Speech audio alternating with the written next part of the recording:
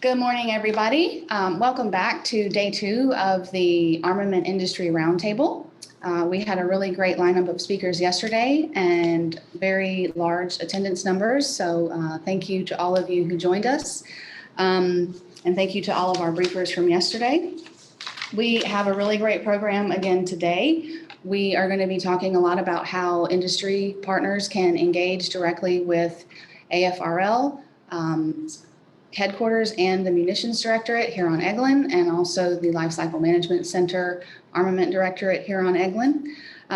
I'll just do a quick rundown of our agenda for today. We're going to have Dr. Craig Ewing from AFRL come up and just do a short summary of the digital engineering talks from yesterday. Then we are going to have Intro to Agile Weapons Office, and that will be with Mr. Ben Collins from AFLCMC, the Armament Directorate. And then we'll have Colonel Haase come up again. He was with us yesterday as well. He is the Commander and Director of the Munitions Directorate.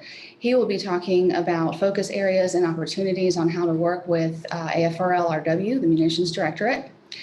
And then we'll get into the Emerging Technologies branch, Q branch for LCMCEB. We'll have Lieutenant Colonel Justin Smith and Maj Madeleine Jensen. They'll also discuss industry engagement and have an Ask Me Anything panel with Major Jensen and Mr. Davis. And they'll be discussing their upcoming Weapons Pitch Day that LCMCEB is going to be hosting in April, which will also be broadcast here from the Doolittle Institute. We'll have a quick lunch break, and then we will have Dr. Reid Melville. He is the Chief Innovation Officer for AFRL. He's with Air Force Strategic Development Planning and Experimentation, TCO, Transformational Capabilities Office. He's going to talk about the newer AFRL business practices, things like WARTECH and Explore, and he will have a Q&A as well, so you can discuss with him and ask any questions about interacting and engaging with AFRL. After that, to close out the day, our last presentation will be from Colonel Nathan Diller. He is the Director of AFWERX, and he will be taking questions as well. So most of our presenters will be taking questions today. I know if you tuned in yesterday, you will know that most of the briefers did not take questions as we had a lot of content to get through. But today is more about the Q&A and the interaction. So if you have questions for any of the presenters today, please type those into the Q&A feature in the Zoom webinar. We'll try to stay away from using the chat feature, so we just have to moderate one box. But Q&A, it's in the bottom screen of your Zoom webinar. If you don't see it, you can hover your mouse over the bottom screen and hopefully you'll see the Q&A box and you can pull that up. Type in any questions that you have and we will try to get those answered for you here live today. Yesterday there was a lot of questions about if slides were going to be available after the event and or if a recording of the event was going to be posted available for viewing afterwards. Just to let you all know, we are working approval and decision on that. So, oh, there we go. Thank you, Johnny. You're welcome. How to ask a question on Zoom. There we go. So there's some little instructions if you need help finding the Q&A.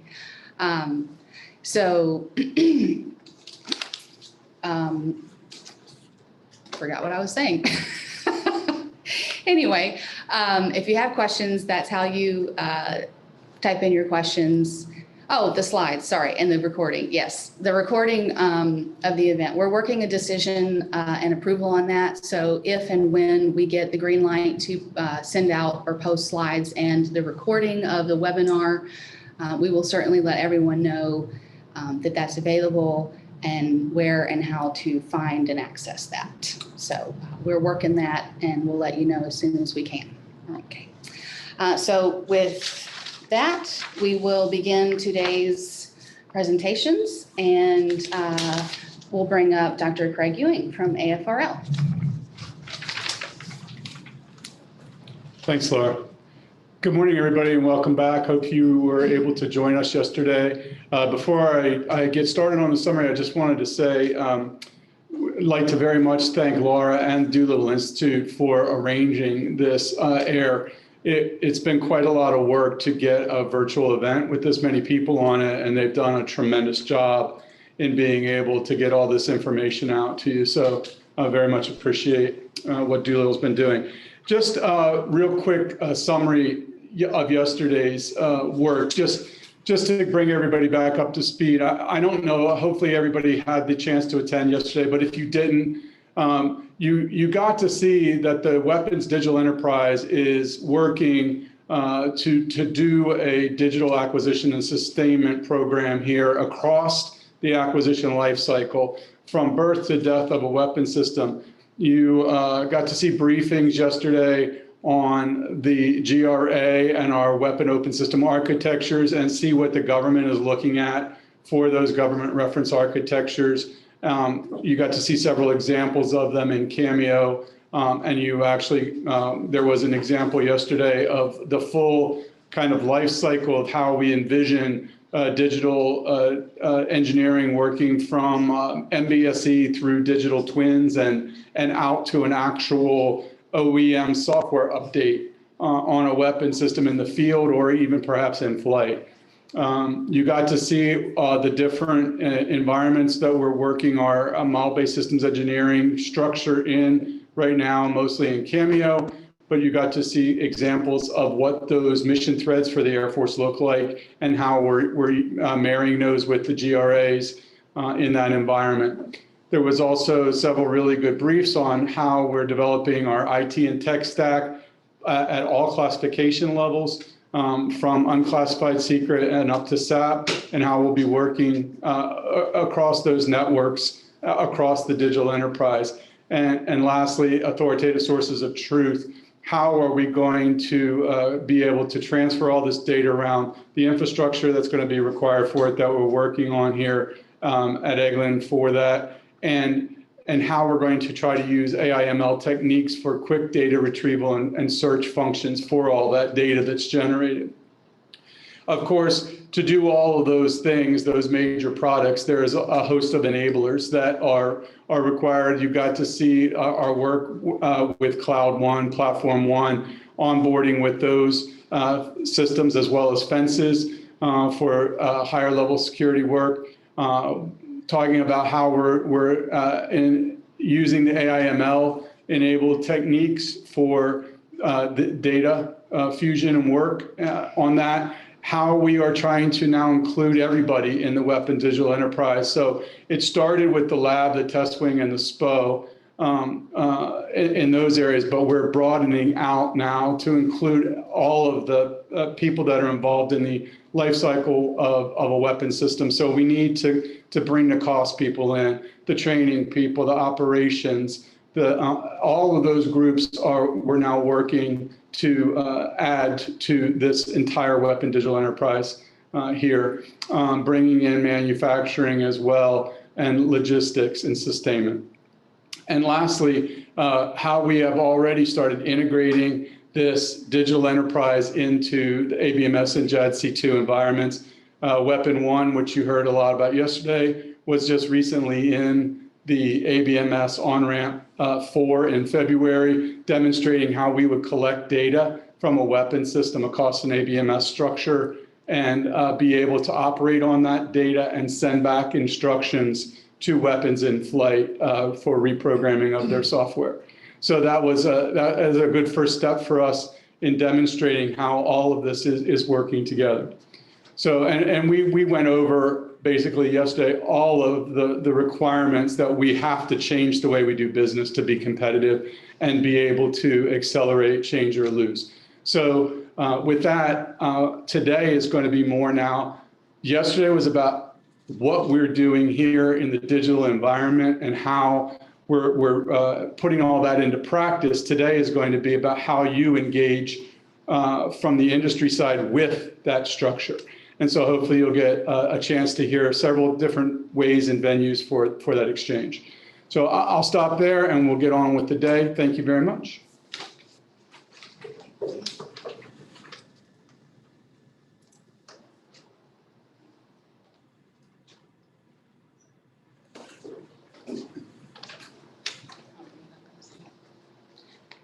Okay, next up, we are going to have Mr. Ben Collins from LCMCEB, the Armament Directorate. He'll be talking about the Agile Weapons Office.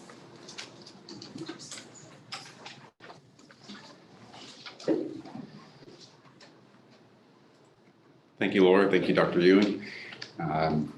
This is pretty cool. I've never been in front of a green screen. When I was a little kid, I thought about being a weatherman for a hot minute. So this is pretty exciting. So great production quality and stuff I haven't really been exposed to in the past in the Air Force. So exciting times. My name is Ben Collins. I'm with the Agile Weapons Office, and that's a relatively new office, and that's why I'm here to talk. Laura and Haase called me a few days ago and said, would you like a few minutes to talk about AWO and maybe the IDIQ you guys are going to be working on? And I said, sure. And they said, well, you have an hour. So I'm not too sure that we'll use the full hour. But if somehow we go long and we have to break for the next presenter, I don't think that'll happen. But if we do, I didn't put my email address up there, but it's benjamin.collins@us.af.mil. And you can shoot me an email anytime. Taking pitches and meetings sometimes is not really viable with time constraints, but emails are really appreciated because we recognize we don't have a lock on experience and good ideas. So looking forward to that. Let's go ahead and go to the next slide, Laura. So AWO and EDX actually as a result of the pivot back in November of last year, General Collins, no relation, decided that he was going to consolidate a few program offices within one division. And there were some common themes with these programs. They're on the left-hand side of the program lifecycle, and they were apt for introduction of digital, agile, and open practices. So some are a little bit further along than others. We have Arrow, which is a little bit further. We have stand and attack weapon, and we have future hypersonics, the former home to Hacksaw, future home to HACM. And some great programs, really exciting programs.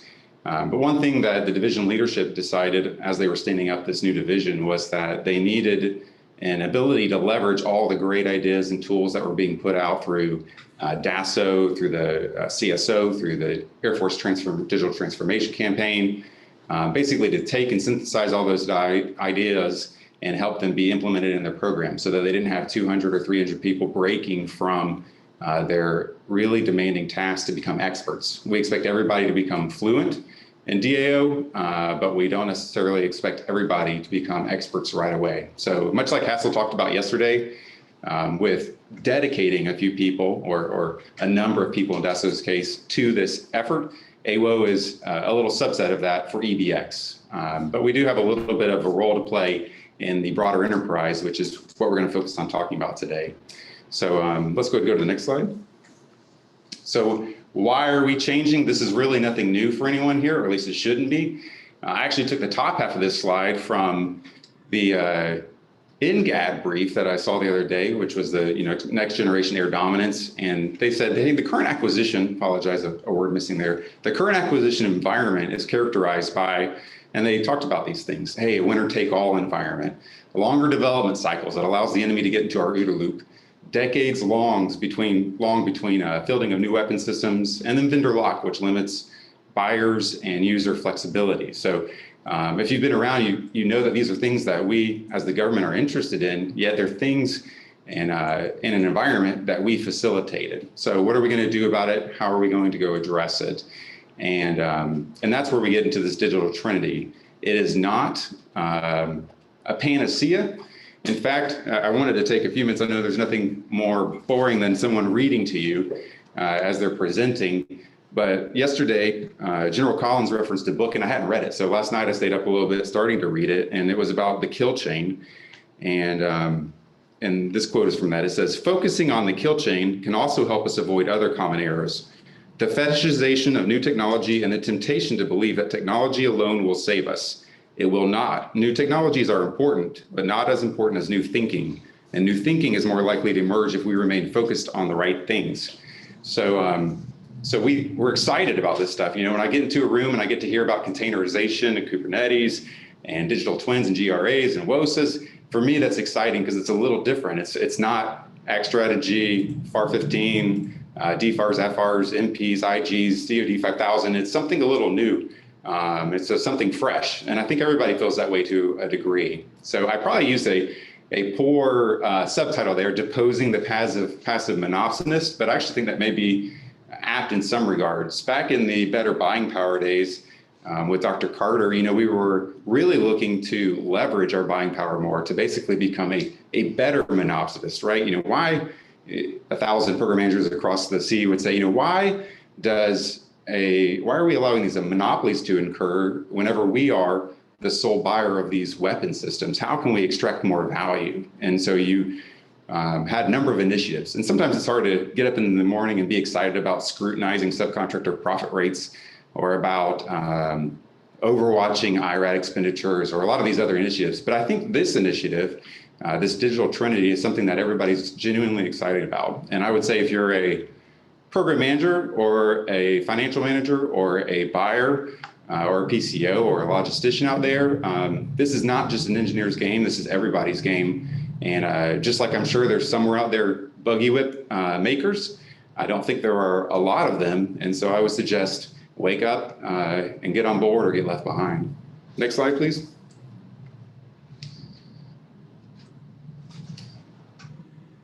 And by the way, that little tagline there, Dr. Roper is famous for saying, "E-create before you aviate." And so since we really don't fly as much as we go boom, we fly for a very limited time. Our little call here is e-create before we detonate. So that's the kind of environment we're headed to. So what is AWO doing? So this is these are the line of efforts that have been identified for the Agile Weapons Office. Not going to talk too much about that first one because that's basically what all of yesterday was dedicated to, and I think for a good chunk of the rest of the day potentially. And a little bit out of my wheelhouse, I'm not an engineer, I'm a program manager, former contracting officer, pricer, procurement analyst type guy. So I can speak a little bit about Kubernetes and GRAs and WOSAs, but I am not an expert, so I'm not going to focus a lot on that. The second line of effort, but we do have engineers in our office that are pursuing that and employing that with our programs. The second line of effort has to do with Agile instruments. I just wrote instruments because they're not always contracts. They might be contracts, they might be grants, they might be agreements, they might be other transactions, but facilitating the establishment of agile and widely accessible contracting vehicles and then business practices. So we've just begun to look into this, but it's, how do we build our docs that provide us the flexibility that we need? How do we attain PE flexibility that allows us to be more dynamic in our process? The PPE process is not really known for being flexible and friendly to adapting change. So what are things that we can do at our level to either up-channel changes that are needed or to work within the system that we have to better exploit that availability? And then the third one, external stakeholder engagement. You're actually hearing a lot of that directly today, but for our programs within EBX, we're looking at how can we approach with the 96, with SQL, with non-nuke safety boards, all these kinds of groups. How can we leverage this digital environment we're building to facilitate agility outside of our program office? No one operates in a vacuum, and that's especially true in weapons acquisition. And then the fourth line of effort is alignment with higher headquarters every day. What they used to say all the time was, hey, the good idea fairy woke up again today and gave us something else to go after. But a lot of times they are good ideas, and more often than not. So we needed someone, which is what AWO was supposed to do within EBX, to stay tuned to what's coming out of OSD, what's coming out of Nick Schlang, the CSO, what's coming out of the digital campaign, and then channel that into the programs. Today, apologize for the big bumper sticker there, but because of the time slot, we wanted to focus on this IDIQ. The IDIQ is not real fancy. IDIQs exist, but since it's an opportunity to engage with industry, I wanted to let you know what we were thinking and give you an opportunity to kind of chime in with your thoughts before we head to an ask. I'd like this to be a more dynamic and a more fluid environment than we've had in the past. All right, with that, the next slide. And I was out at a soccer game last night, hollering all night. So if my voice doesn't come across and you need me to speak louder, please let Laura know, and I'll try to speak up or slow down. So that first LOE, it's the digital acquisition one. I said I wasn't going to spend a lot of time on it, and I'm not. But I just would like to provide a little clarity for those within the Armament Directorate of our aperture in AWO and how we work with DASO. So DASO is the primary and the outward facing for EB organization for digital acquisition. And we are working with them because we know that we have programs that need to execute, And they're off working on everything they've been talking about, GRAs and network structures and DE tools. And it's easy to get sometimes lost with all that's going on. It's a massive scope of work that Haase and Paul Garvey and team are tackling. And so sometimes you also need that program perspective to hone you in on what we need today. So yes, I would like that nirvana, unicorn, multi-level security, real-time, permeating authoritative source of truth that goes from unclassified to SAPSAR and back and forth, real-time with no lag and no latency. Well, that may not be here today. So what do I need today? Today I need 7 Cameo license, and I need a place to host Team Center or something, right? So those are the kinds of real-world applications that we're requiring of DASO and EBX, and in AWA we're trying to facilitate that. So our goal is to basically bridge from the support to the execution and have a virtuous cycle of feedback in there that we can work back and forth with each other and ultimately deliver a digital twin.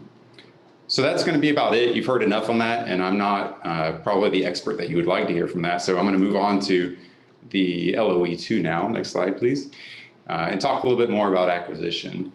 So, we are focused in EBX. We are focused on the programs that exist within EBX. But one thing that we decided, and I appreciate Laura being flexible. Isn't that right? Is that the right one? Is that that is right. I think that's what we've all learned from ASBC to Air War College and everywhere in between is what's the key to air power? Flexibility, right? So when PowerPoint doesn't cooperate, you make it. I like it.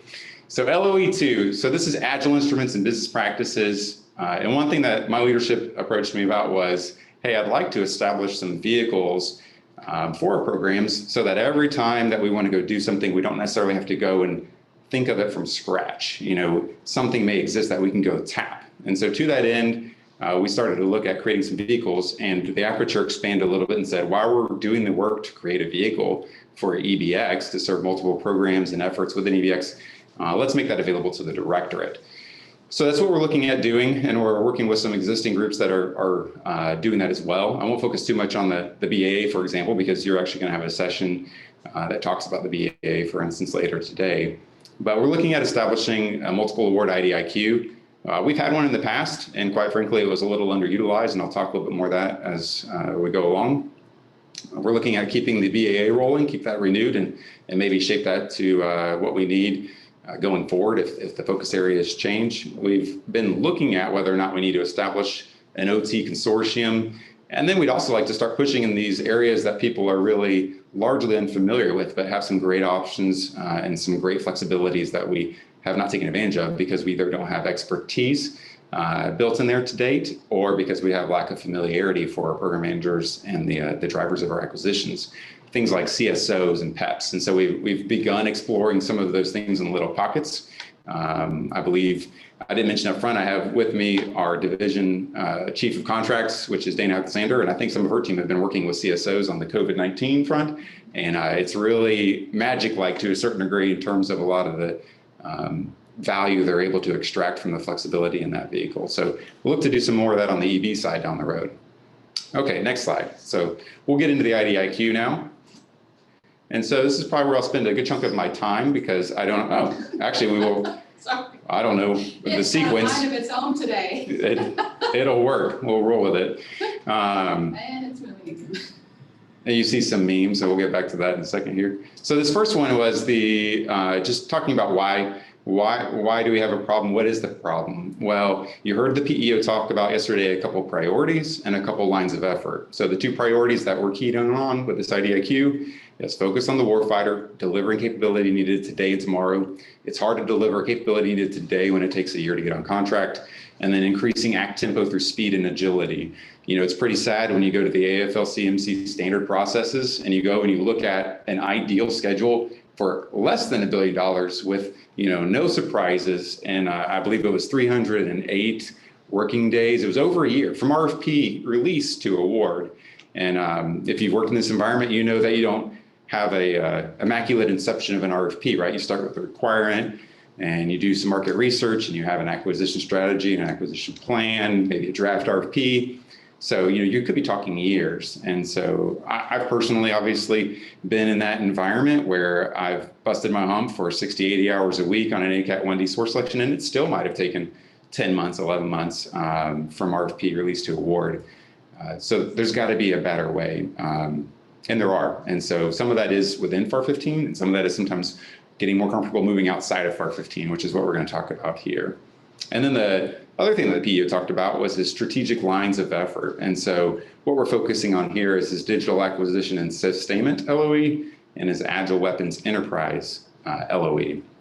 So we need the ability to get after NDS objectives. You've heard Chief Brown talk about accelerate, change, or lose. And then we're all very familiar with Dr. Roper's Matrix-inspired series of treatises that were entertaining, but also somewhat profound in their own right.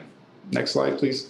So this is, again, inspired when I was putting these slides together. This is probably not something really professional or appropriate, but when I was putting these slides together, I was trying to figure out what time I needed to go pick up my son from a friend's house where he was spending a few hours. And I looked back at the traffic and realized that, we had like 12 straight interactions that were not actually verbal. They were just GIFs or GIFs or whatever they're called, and then a couple of memes. And I thought, you know what, I'm getting old.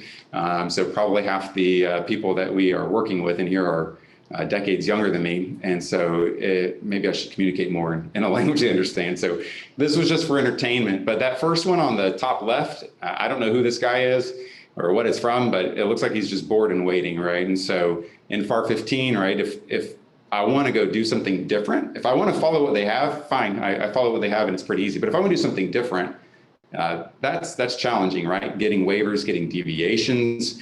You have the FAR, you have the DFAR, you have the AFR, you have the mandatory procedures and the informational guidances and the, a host of things that you have to go and comply with. And to tailor, you got to go way back up channel.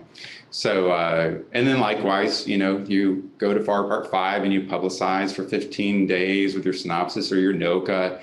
And then you can ask for a proposal in 15 days, but if, let's say, you only get one, you have to go out for another 30 days. Anyway, it can be an arduous process, and it's nobody's fault. It is the way the process is built, and it's built that way intentionally.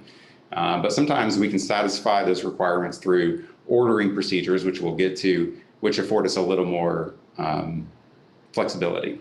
And, FAR 15.3 has its place, but after doing several ACAT 1D source selections, I'm sure I shaved a few years off my life. They can be difficult. So our goal in AWO, which is really tapping into that expertise of the contracting career field to a large degree there, is to not let there be a dilemma like that top right-hand one, right, between what's doing easy and doing what's best for the customer. We want those to be the same thing. We want them to do what's best for the customer, and we want it to be easy for them to go pursue it. And then we have Drake talking to us there. All right, next slide. So what are we planning on doing? I've already referenced it, so we won't spend a lot of time on this slide, but we're looking at establishing, and again, I invite your feedback on this as I plan to roll to an acquisition strategy panel in a couple of weeks, probably. So if you have violent thoughts or hyper encouraging thoughts, feel free to ping me. But we're looking at awarding a multiple award contract that really reaches a broad contractor base. We really love what we see on the OT side. You have these consortiums, you have this existing pool of contractors that are qualified, that are ready to go, that are ready to participate. And we want to mirror that a little bit in the FAR realm, right? You might not be eligible for an OTA in some cases, right? You're not doing a prototype. You might be doing a study. You might be doing something else. You might need to fall within the FAR's framework. And so having a flexible IDIQ with a large pool of offers that can respond in a very timely manner to a dynamic requirement brings a lot of value. Now, we had one of these in the past. We probably had several, but we had one probably about 5 years ago, just expired, called the Agile Acquisition IDIQ. And I think it probably had a lot of potential. I think it was just a little underutilized and under-advertised. I'm as complicit as anyone. I was a program manager, a branch chief even, and I didn't even know it existed. And I went and tapped the 96th on their Tetris IDIQ, which was a really great experience. And so we're going to try to do a little bit more of an information campaign to our directorate and let them know that not only is this some kind of option out there, but that they should really consider it. They should really consider tapping this existing pool of contractors in a creative and tailored way to go satisfy the warfighter requirement. And that last little sub-bullet on the top is that it's a flexible vehicle that can cut lead time, right? just like anybody, if you don't know how to use a tool, or if you haven't put the thought into what your underlying strategy is, you could still linger in that acquisition malaise for quite a while. But we hope to help provide some kickstarts to those efforts to help people cut that lead time. And then the second real kind of focus of this is facilitating the PEO's focus, right, which is this pivot. And so we want a way to get after the digital trinity in weapons. And so right now, you have to, if you're a PCO, or let's say you're a GS-13 program manager out there doing a prototype or an ACAT 3 or something, starting something up, you have to sit there and remind yourself, if you don't live and breathe this stuff, that, oh yeah, I'm supposed to get after this digital trinity. Oh, I've heard of this WOSA thing. Where do I go find it? What's the version? I've heard of a GRA. How do I give that to them? I've heard that we want to have an integrated digital environment. How do I do that? So our goal with this IDIQ is essentially to streamline those practices that are really being developed by DASO with cooperation with the other 3 letters into one place, so that you can go and you always know, boom, I go over to, and this is still a little bit of a middle ground territory. You heard Will Evans yesterday talking about some future efforts potentially to make our contracts more digital, more agile. But in this case, I go to Section J, Attachment 3, and right there it says, hey, go see this MD zip file for whatever Brandon Perry or Dustin Ammons and the DASO have put out for the latest GRA. They don't have to go hunt it down. They don't even have to remember it. It prompts them in the ordering procedures to go look at that if it's applicable to what they're doing. So we hope to be doing that in this. That way we have more standardization and more implementation of these great digital trinity tools we talked about.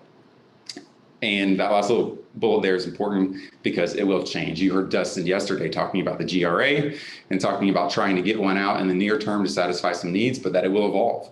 And so we expect that the practices and procedures that are incorporated in this contract will grow and evolve over time to reflect where the Directorate is going. And for that little graphic there, if you have a better name, shoot me. I just noticed a real strange compulsion to name everything in the Air Force something Star Wars related, Death Stars and Kessel Runs and Kobayashi Maru. That's Star Trek, I understand, please don't hate on me there, because this has been the ultimate revenge of the nerds couple days, and it's been pretty exciting to watch as well. But we thought, hey, these little Ewok guys are not the most exciting or glamorous, but they get the job done, and they're cute according to Laura or Dana here, but they get the job done, and they know how to use primitive tools, and IDIQ has been around forever in creative ways to defeat the enemy. And so that's what we're about here. So right now we're calling this thing the Eglin-wide Agile Acquisition Contract. But if you got a better name or you hate it, give me a shout. Next slide, please. So I take this for granted sometimes as a former contracting guy, that we know what some of these differences are between these instruments. And so, maybe we'll be working with DASO or the ACE or others to help try to provide tools to bring some clarity. But I thought just for today, I would just throw up some of the differences between a FAR 15.3 source selection and a FAR 16.5 competitive action. And so I won't read them all to you, but you have an elevated source selection authority versus the CO is the default place. You can tailor it to what you need. Or I have a list of required evaluation factors and how they're supposed to be evaluated versus as long as you evaluate cost or price to know that we're getting after our best value, the world is your oyster. And then we have flexibility in exchanges with offers and the way that we handle FIPPers. So it's a lot of flexibility, and the list goes on from there. We don't have to spend much time though. We can go ahead and go to the next slide. Okay, so this is our approach. This is probably what's important to talk to you about this in the next few slides. We're looking at doing a full and open. We've had some in the past where we've done a full and open, and we've done a set aside and established 2 different sets of vehicles. Here we're looking at establishing a set of IDIQ contracts with the pool of contractors and just do that on the full and open competition and allow the buying offices at the order level to make a decision to do something like a set aside. And we think that will happen. But everybody would be able to play and everybody would be able to submit a bid and participate. We're looking at doing LPTA. We know that LPTA has, at one time, was highly pushed on the agencies because it allowed for a little bit more speed, a little more objectivity, and quite honestly, trying to get out of a rut of some pretty painful source selection experiences when it comes to protest for the DoD and the agencies. So it was pushed as a way to do things a little faster, a little better. but it comes with consequences. And industry let the government know their perceptions of that trend as well. And so we saw in the 2017 NDAA and some supplements there too that, I think 6 or 8 criteria have to be addressed. And so LPTA should be exercised judiciously. We think this is a case where it makes sense, right? I'm not looking to pick 1 or 2 guys right here. I'm looking, I hope, to be selecting and awarding 30, 40, 50 contracts. And so we need a way to do that relatively swiftly and painlessly, because trying to hold discussions and get into the weeds to a great extent with 50 or 60 or however many offers will be consuming. And so we think LPTA is viable here. And I won't belabor that too much, but I do recognize that the industry and that the defense enterprise as a whole is shifting away, but that's something we're looking at right now at pursuing. We're going to try to make it easy on the offers. I'm not going to ask for 17,000 pages about your design for reliability approach or your design for manufacturing expertise. It's probably going to be a relatively short technical volume because it's a very broad scope that just demonstrates your capability, and that probably is accompanied with a virtually deliverable proposal so that we can see each other face to face. And it'll also limit your time so you don't jam 10,000 embedded glossies in the proposal. And then we have a cost price factor. As the initial minimum order is probably likely to be something like $1,000 post-award conference and some kickoff minutes just to get everybody off and running. We don't have an order that we're pricing out. And so instead we're going to probably price out some labor and some rates. And we'll walk through that in a little bit later. But for the purposes of establishing a total evaluated price to serve as a basis in a LPTA, if it comes to that, and also as a way to establish some ceiling rates to make negotiations and order processing a lot easier on our programs for the first several years. And we know that it's a dynamic environment, so we probably won't make them binding beyond that. So we've already started talking about this a little bit. Our PCOs, Steve Gilligan and the contracting officer, or contracting specialist, Cameron White, put out an RFI back in December. So even before I came on board, AWOS really only existed with more than a half a body or so since probably January, February. But they knew that we were headed this way and put out an RFI. So if you're interested, I would suggest you to go to Beta SAM, pull up FA 865621D, and subscribe to that or tab that or favorite that or however you want to keep up with it, because we'll probably be posting, Q&As there or slides, maybe some more industry engagement down the road. We did get responses. I'll be transparent. I think we got maybe 20 or so responses. We were asking for capability statements at the time. I think there's a lot of capability out there, and I'm not too sure there's a whole lot of value necessarily in more of that.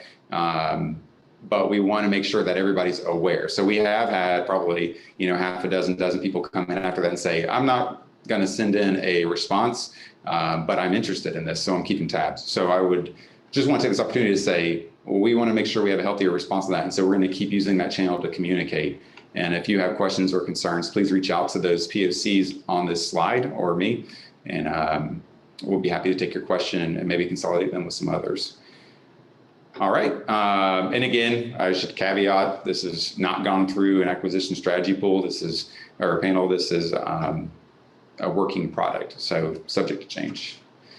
And on the LPTA, before I move on, I'm sorry, Laura, before I move on, that little gate at the top, I don't know if that really translates what I was trying to say, but we want to use this LPTA essentially to establish the pool, to bring in the large pool of contractors. But I fully expect on the order level that many, if not most, of those orders will probably be doing exactly what we want, which is taking advantage of that flexibility in FAR 16 to tailor their criteria, most likely in a trade-off scenario, to get after what they want. So I don't want you to think that everything's going to be a low price shootout. All right, next slide. Okay, so what are we looking at getting after? This was a question I asked when I caught up to the office and came over. And what I was told was, we really don't want to be too limited. We want the ability to get after whatever the PEO needs us to get after. And we've had these situations in the past where, I'd really like to do this, but I didn't call out in my ask for my RFP that I may use foreign military sales funding, or I didn't call out that I'm going to go do this or that. So we're being transparent in our intent here. Our intent is that we can go do almost anything that the PEO needs without stepping on the toes of existing vehicles that have somewhat of a lock on that provision. So for instance, EPAS and TMAS. The real core of that is area 2, it's weapons. So we have trade space and capabilities, basically everything in the life cycle of a weapon, everything from conceptualization and studying something to sustaining it.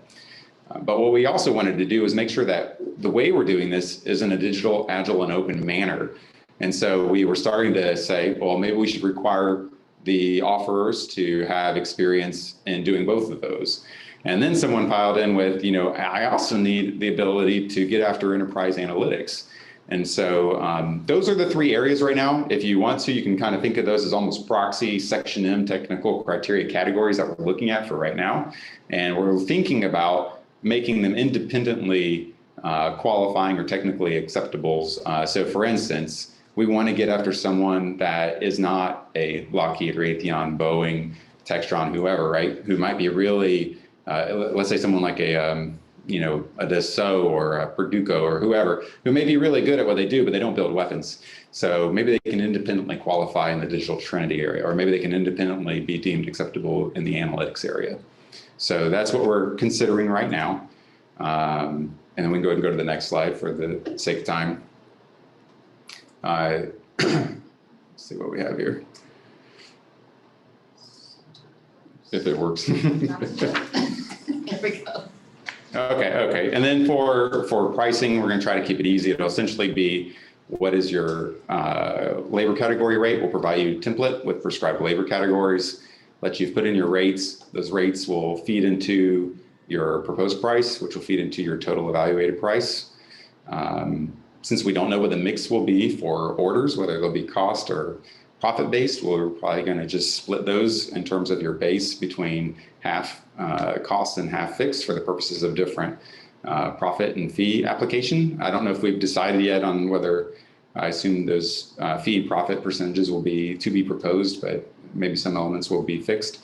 We'll put in a number for material for the purposes of serving as a basis for the application of a material overhead for the purposes of a TEP. But the only thing that will really be resultant on contract is the rate itself. Next slide. And again, I'm just trying to give you a little bit of an overview of the IDIQ. So that's the IDIQ. I don't know if I have a ton of answers, but whenever we get to the end here, if we have a few minutes, we can circle back and I can try to tell you my thoughts. And maybe Dana can come up if it's something a little bit more in the weeds on the contract side. But we can also take questions offline anytime. All right, so now let's talk about the BAA. The IDIQ, we hope, is going to be great and excellent and available and broadly accessible and used by the divisions and maybe even some of those outside of EB. But sometimes, I was saying this to one of our PMs the other day, right? I can get in the car and drive from here to California, but it might be better to jump in a plane and fly. And I think the response I got back was, who would want to go to California? But that notwithstanding, different vehicles are beneficial for different environments. That's the reason there's an entire cone, is what they call it. Looks kind of like that peacock tail I had a few slides back, right? Of available options. And so BAAs are fantastic in terms of being open and flexible. And so you're going to hear a little bit more about that from the major and some others later today in terms of what we're doing. But one thing to note is the current BAA, the open BAA, is a little different from a specific one, like a pitch day one, for instance, expires in a couple of weeks. So we are starting to work on a new one in hopes to try to minimize or hopefully make non-existent the gap between the expiration of the last BAA and the next one. And so what I would encourage you to do if you're industry is go to airforceweapons.com or go to BetaSAM and look up the existing BAAs just for a flavor of what we do if you're not familiar, and also be on the lookout for the next BAA announcement. And if you're in armament, what I would encourage you to do is go do it as well and find out, do you have a basic or applied research area that you want to have that flexibility of a BAA where you can put a broad topic out and get some creative flexibility in the individual responses from offers as they choose. And does it fit within one of these categories? And if it does not fit within one of those categories, I would highly encourage you to up channel to your division leadership that we really need to look at adding blank so that we have the right fields covered. What we did last time was reach affordable mass, autonomous collaboration, sensing and communication nodes, and non-kinetic effects. And I believe we've awarded several $1 million probably in the last year or two under those BAs. So they are used and they are looked and are reviewed. All right, next, and Crystal Feed is the PCO for that, or the officer. Next slide. This is for the OTA. When it pops up on the screen, you'll see it, but we were asked as part of our kind of just surveillance of what's out there to, hey, do we need to go do our own, that's a good one, to go do our own other transaction consortium. Why did we even have that question? Well, I personally have had every one of those little sub-bullets there at the top in terms of lack of as a PM. That was very frustrating, right? I might have been doing a subsystem upgrade on an existing weapon system that was in sustainment, right? So I'm doing a subsystem prototype. I wouldn't say upgrade. Somewhere Leah Hodge is rolling in her grave. Maybe not an upgrade, but a modification, a subsystem modification, and using 3,400 or O&M money. And so I might reach out to DOTC, great vehicle and great folks, but they might have their capacity tapped out and they say, we'll try to get to you in 6 or 7 months. I might reach out to Trex and they say, we can cover you and we can deal with your flexibility, but we've got 10 other Army priorities ahead of you. So we'll talk to you in 6 months, or maybe I'll reach out to something like an AFRL or another organization in some cases, and they would say, sounds great, I would love to help you, but if you're not using R&D money, maybe I can't help you. So these kinds of things are real things that our offices have been experiencing, and so we don't want that to happen. We don't want to have 10 USC 2371B sitting there.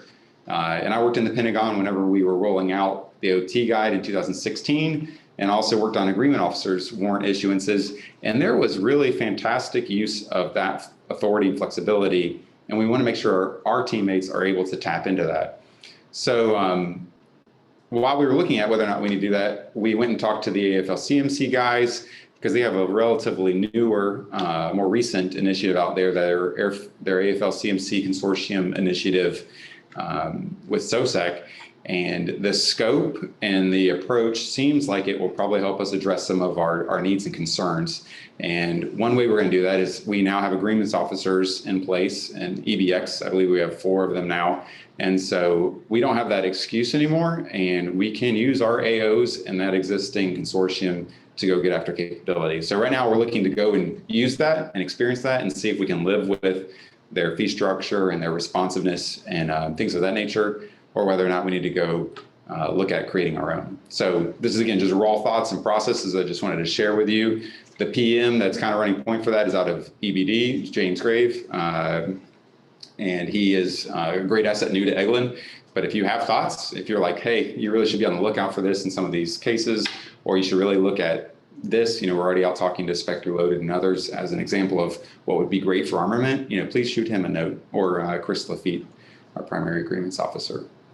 Okay, next slide. I don't know how okay, this is probably good because we have about 10 minutes, and this is the get off stage slide. So in case there's some questions, we can entertain those.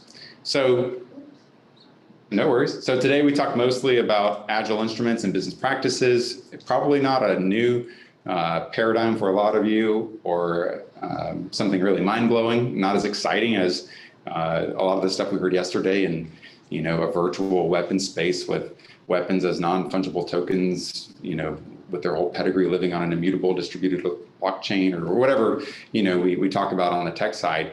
But at some point, you've got to translate the tech to how we actually acquire it and employ it. So that's what we're working on doing in AWO. The next time, we hope to really either give you a little bit more of an update with a little bit more meat after we're more than a month or 2 into this, on what we're doing on the contracting side. So you heard Will Evans talk a little bit about what he's doing. Contracting as a career field is working on doing a lot of things. If you go look at some of the things that General Holt is putting out, he's trying to make sure that contracting is not a wrench in the machine. He knows, like we all know, that there is no better business partner than a good contracting officer, and we've got a ton of those in EB.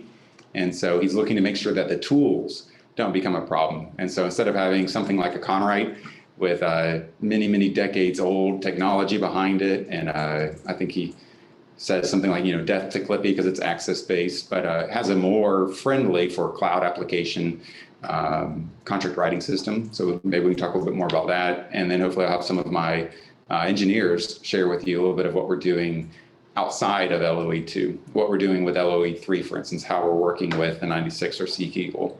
So the only caveat I had to all this, right, is in terms of pacing expectations. Right now we're an office of 3 people just standing up, hopefully adding 2 more within a week and a half or so here. But right now it's me as the lead program manager, Dennis Keyrow as my lead engineer, and Steve Mustrick as another engineer that we've added, a systems engineer / anything that we need covered, given we're so light.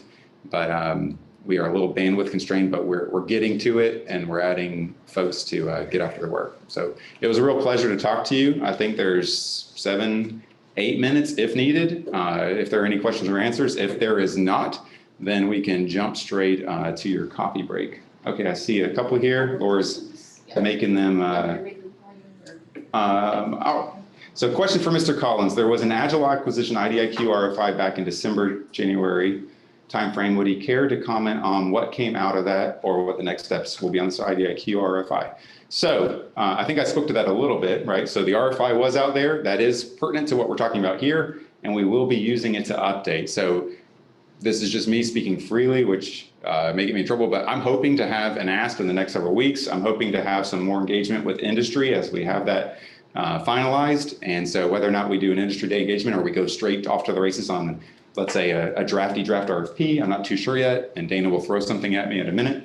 But that is what we plan on using and following up with that.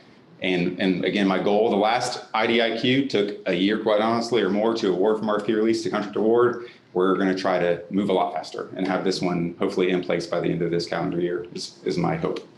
Will EWOC follow the Tetris IDIQ model? Please do. Great contract and culture of folks administering that contract vehicle culture is key.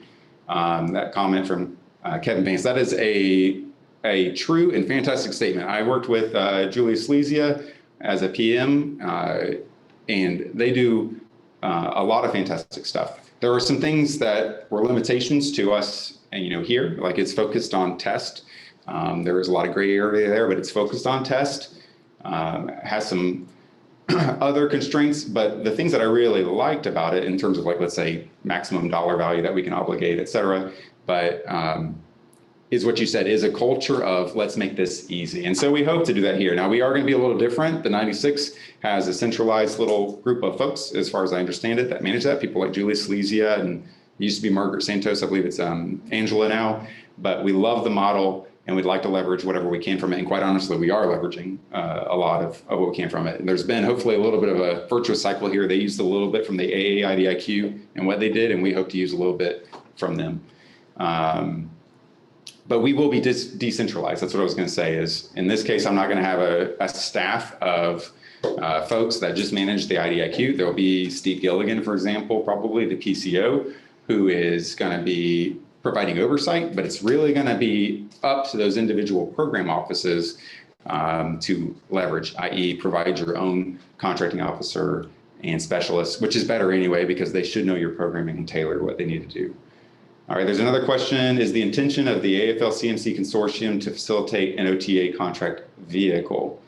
So the AFLCMC consortium initiative is a consortium. It's with SOSEC. It has 700 and something number of, I won't say vendors, I've heard that's derogatory, but contractors on the vehicle. And so that already exists. So I'm not too sure if the question is essentially, do we hope to use it to award another transaction to an offer through SOSEC? The answer right now is yes.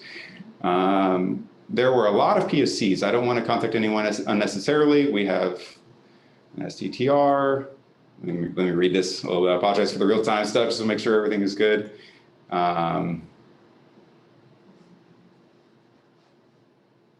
Okay, so for the future developments of the BAA, I would say, first of all, stay tuned a little bit to the Ask Me Anything later today where they talk about it. But you can reach out to the individual. I think I listed on that slide, which was Chris Lafitte, I believe, if you have a specific question. But again, I would say, first stop, go to BetaSAM, go to airforceweapons.com, and keep a lookout for what comes next. But if you need to reach somebody specifically, Chris Lafitte is a great person, or get ready to fire off some questions in the Ask Me Anything with Major Jensen a little bit later today. Will there be any small business goals on EWOC? There will be a requirement for large contractors to submit subcontracting plans. I don't think we intend on including a Section M source selection evaluation factor. It will be a compliance measure, but we are subject to socioeconomic goals, which include small business participation, and we will be looking to maximize that as part of our standard course of business. So an office, when they go look at doing an order, should think about, and they will be required to think about by regulation and by the procedures, is this something that I can do as a set aside? So, that will probably be something that we look at doing. Small business goals that we inherit will be implicit with service small business goals. I missed the reply as to the relationship between the Agile IDIQs and EWOCs. Can another response be provided? Okay, I'm sorry, there is the last IDIQ that existed that was created by Lorne and Tedder and Company, which was a really great kind of pathfinder, I think it was 2015-ish, and it was called the Agile Acquisition IDIQ. This is essentially a bigger version of that we hope to have more use and more flexibility, and we're just calling it EWOC, Eglin wide. And one reason we do that is, one, just because it was a little fun, trying to build in a little fun, and then number two, is because we hope to be able to allow more flexibility. I could be wrong, I think one reason why the 96 went off and developed Tetris at one time was because they couldn't tap into our IDIQ. So we don't want things like that to happen. If I've got a XX billion-dollar ceiling with a huge scope that I can get after, there's no reason that AFRL or the 96th or SOCOM or even AFNWC or whoever shouldn't be able to come use that, because they're all supporting the Air Force and kind of mission partners with the PEO and providing armament. So that's the relationship, if you will. AAIDIQ is the last one, and this one is the EWOC. Dana, am I off key on anything? Okay, any other questions? All right, thank you for the time. I know this, again, is not as exciting as digital twins and watching some really sweet physics-based digital models and whatnot, but it is also the reality of what we work with, and we're trying to make it better and trying to be open, agile, and digital. And I would say more than trying, our PEO has set that as a baseline expectation of new programs. And so I don't expect this to be another fad or something else that taps out. I would say if you're on industry, you hopefully understand this. And if you're on the government side, again, catch up and get with it, because it's not going away, and it will be something that helps us enable the environment that we need to be responsive to our warfighter. I think with that, I am tapped out of time. Thank you again for the opportunity and the time, and feel free to reach out to me or any of the POCs listed if you have any questions.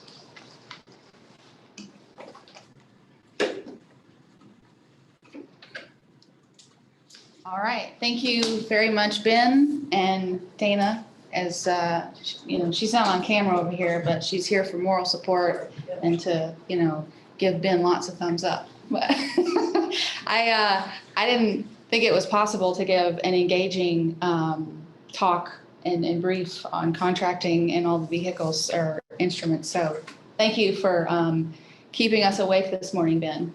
Great job. All right, so next up we have Colonel Garry Haase, the commander of the Air Force Research Laboratory Munitions Directorate, aka AFRL RW, here on Eglin Air Force Base. And he's going to be talking to you all about focus areas and opportunities on how to engage with Munitions Directorate. So really important talk here. So I will go ahead and turn it over to him, and he will be accepting questions as long as enough time allows. So if you have questions throughout his presentation, if you'll just type those in the Q&A box, and then he can get to your questions as soon as he is done briefing.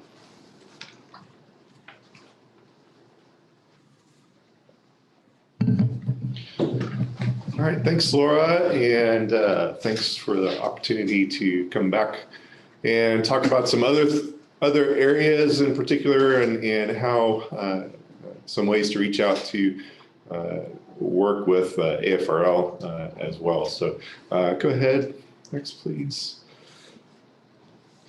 So for the Munitions Directorate here, our mission in terms of technologies, one of the things I like to hit on is that transition.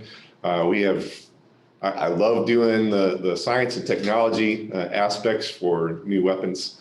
Down here, I think I like to say that I've got the best colonel's job in the Air Force, doing the new technologies for weapons and living down here on the Gulf Coast. But just doing the science and technology aspects, if we don't transition it out, it's just some fun projects here. And so there are things that we do on the lab side that are figuring out new things. And so not everything is going to transition, but it is important that we are able to take a lot of those developmental things of translating those technologies into capabilities for the fight. And so being able to transition that out of the lab into PEO weapons or elsewhere so it can get into the hands of the warfighter is a key aspect, as well as an affordability piece. Also highlight that as working expendables, the need to pay close attention to our cost factors. So sometimes it's not just about the latest, greatest technology aspects, but also being able to address the size, weight, power, and cost aspects for an expendable platform. All right, next, please.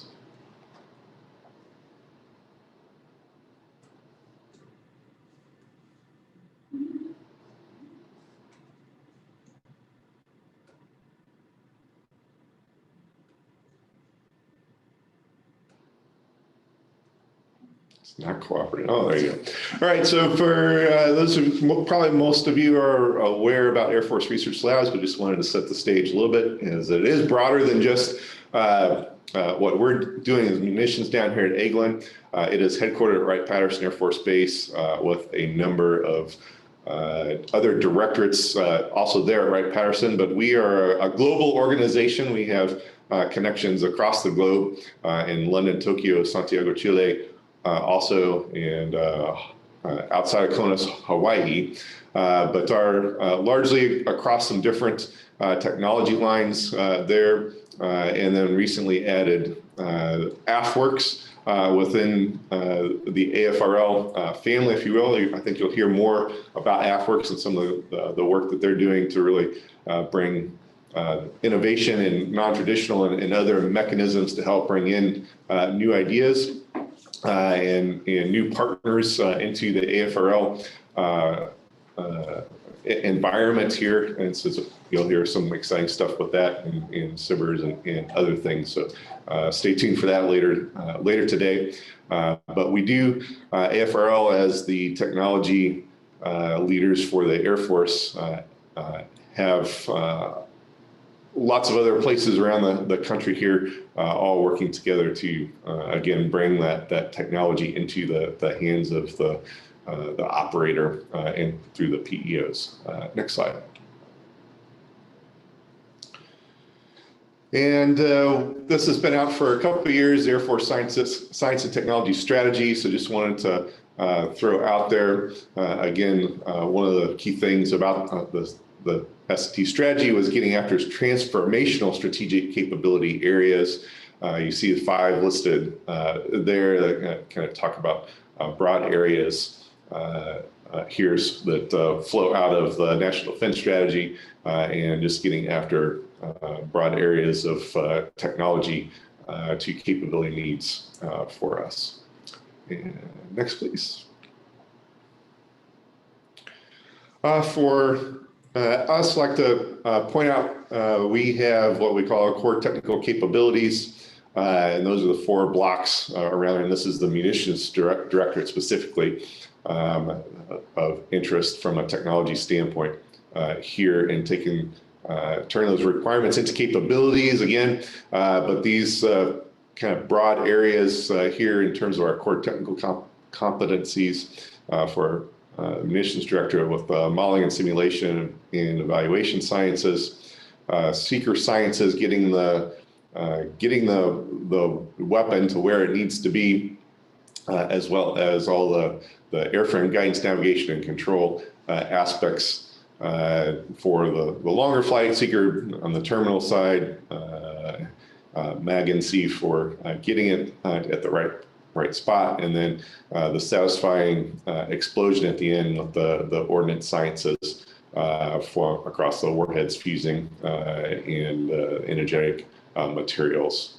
And so those are the broad technology areas here that are from our basic research to our developing and maturing the technologies, then rolling those into larger system demos to further mature those technologies and transition those out, which I should also mention, not just to PA weapons, but transition out to U industry. And so a lot of the things that we do are through work with industry that then takes that maturing of those technologies to put into some of your systems then that you would be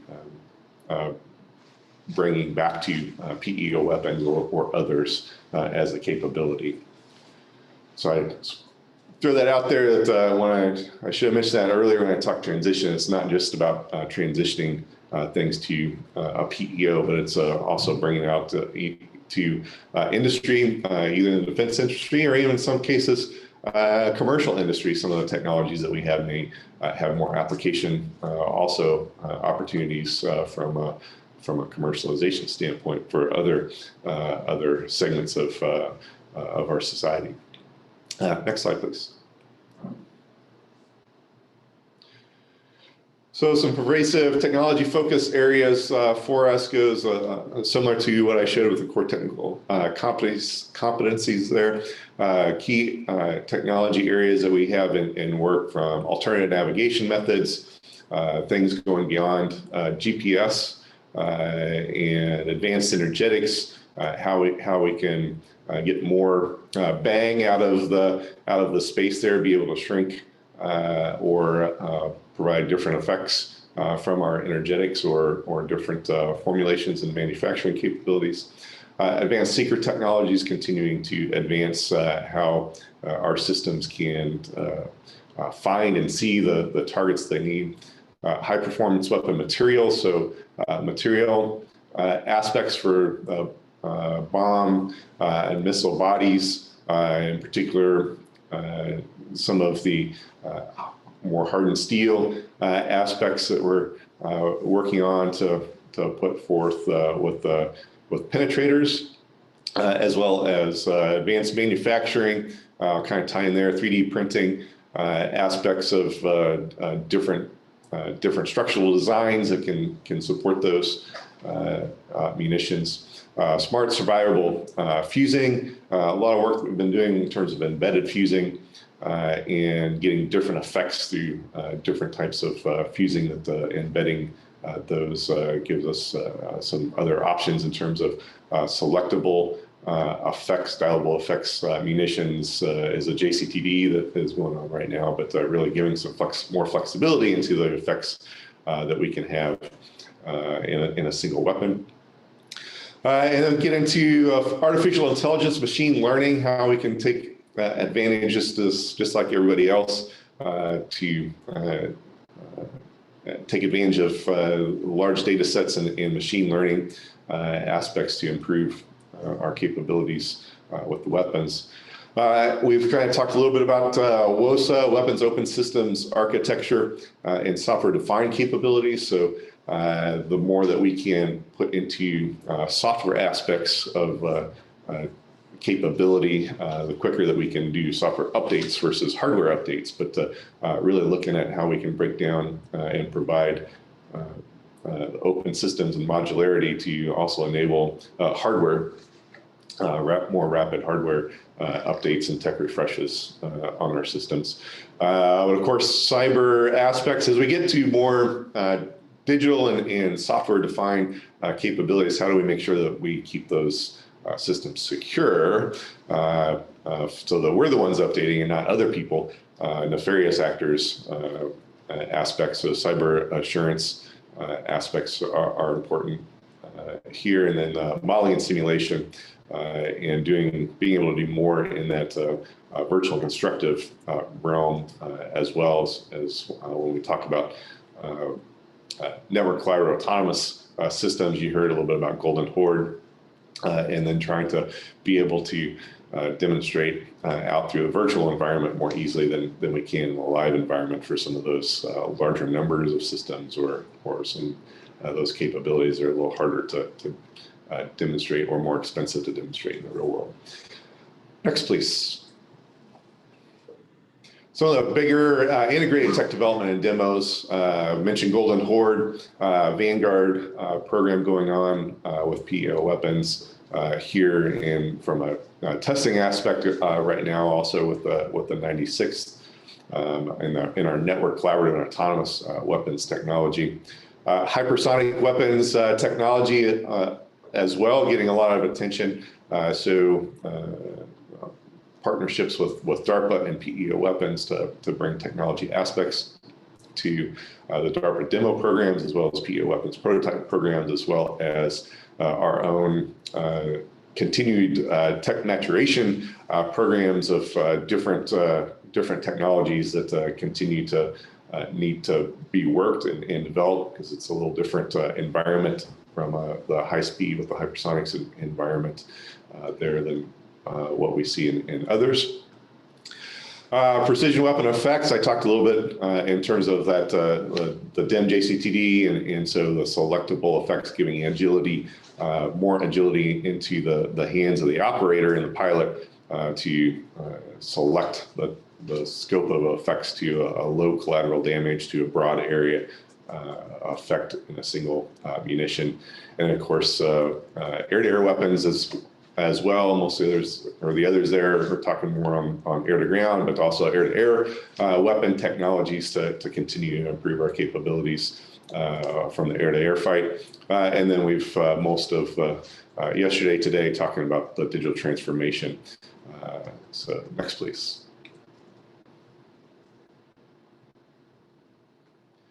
So ways to partner with us. So we are, I'm happy to use whatever type of vehicles we can, and in terms of lots of conversations of how we can get more agile with the contracting aspects across the weapons enterprise here. You heard some of those just a few minutes ago with Ben Collins and from an Eglin-wide perspective.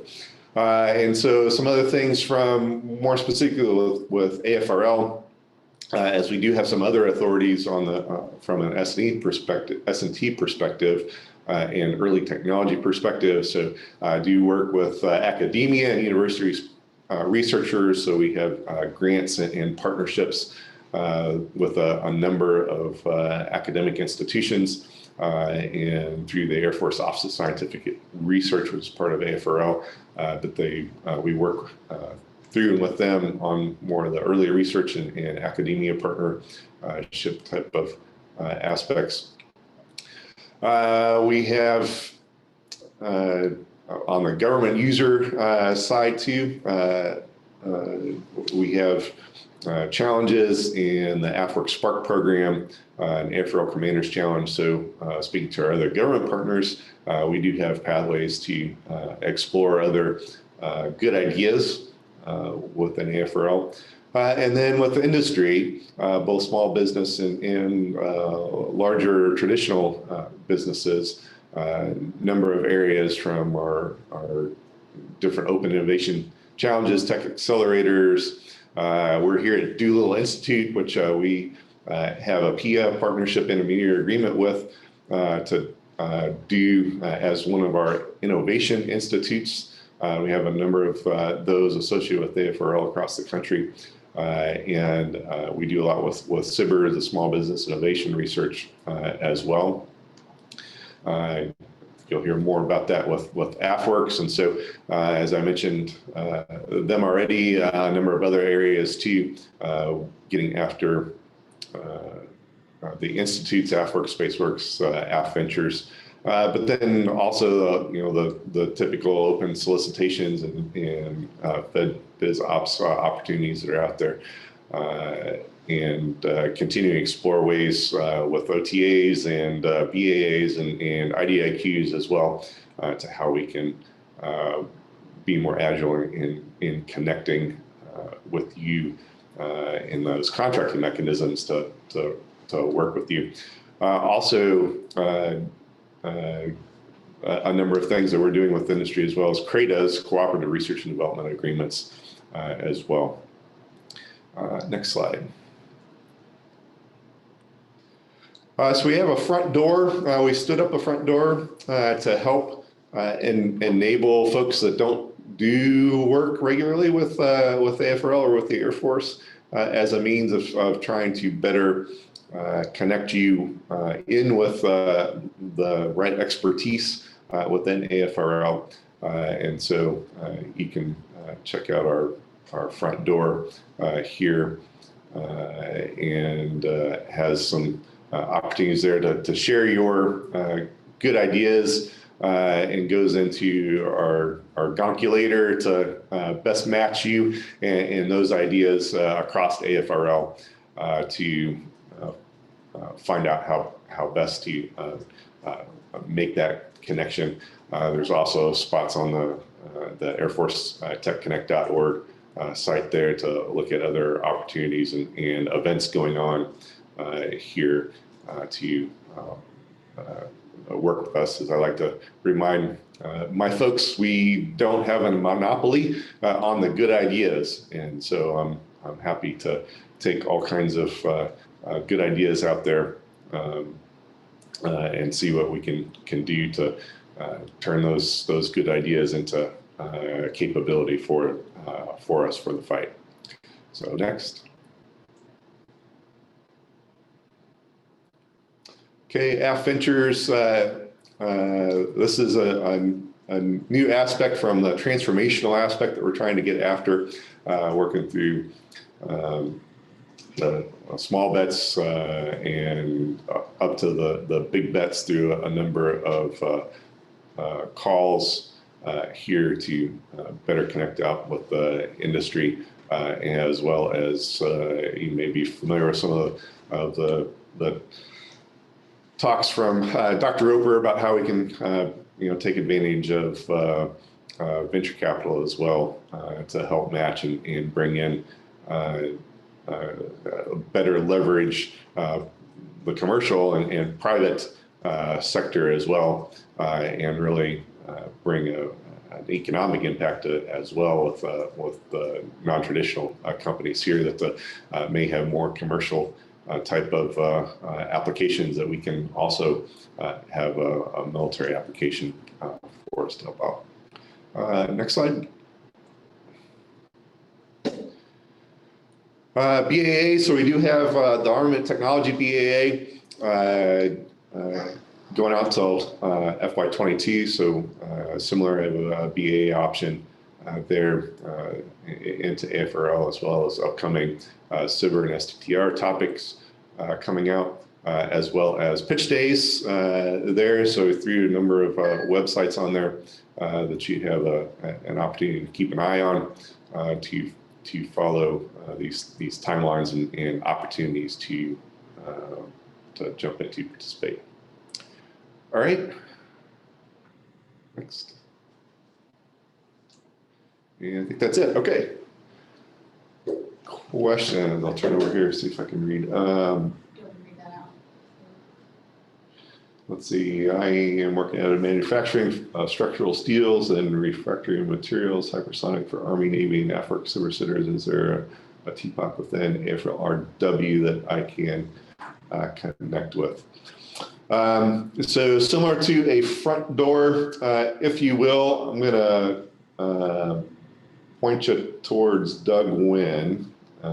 If you have his email there. Sorry, Doug, I'm calling you out. I know he's sitting over in the other room here, but he is a good central point that helps get in to the other SMEs across R&W and manages our IRAD connections in with industry here. So I'm gonna have Laura throw on his email here, and we'll see if we can provide a better connection there. How-to path for foreign small business. Good question. I'm not sure I have a good answer for that other than our front door there. I know there's a number of other complicating factors in terms of tech transition and tech protection aspects on there for both sides. And I'm sorry, I don't have a good answer for you off the top of my head. Have you narrowed a time frame down for the weapons pitch day, and will the format be the same as the past? I think they're going to be talking about that. Great, thanks, because I think PEO Weapons has the lead on that, and I think Doolittle is helping with that as well. So good, great. I'll get some more details coming up with my water bottle of last year's winners for AFVentures. All right, thanks, Caveman. I will. I think we do. I don't know off the top of my head. I'll take that to see if we can. We can ask Dr. Melville. Get that. Yes, he would be a good person to ask that, and maybe give him a heads up ahead of time if we can see about providing that. The one about pitch day. Face-to-face industry opportunities regarding RW Industry Day at a classified level.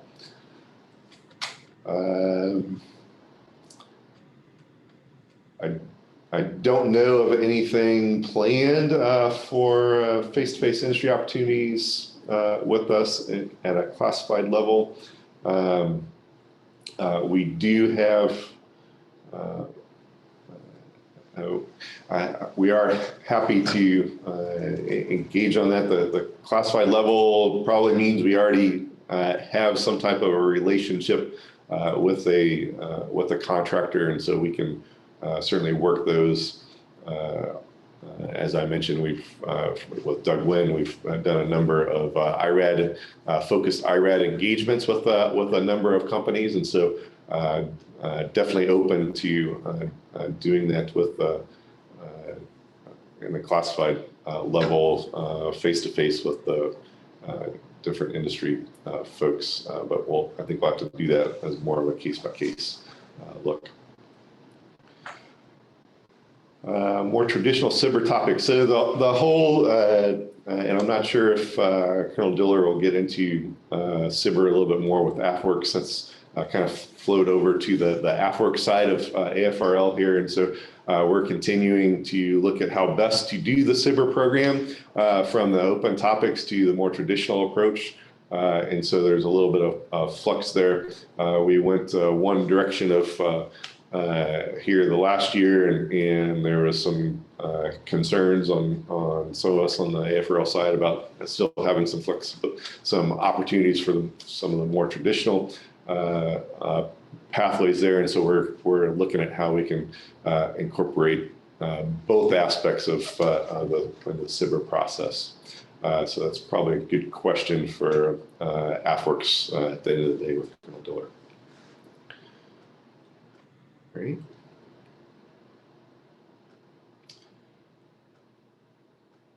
All right. Awesome. Well, I appreciate your time and joining us yesterday, today.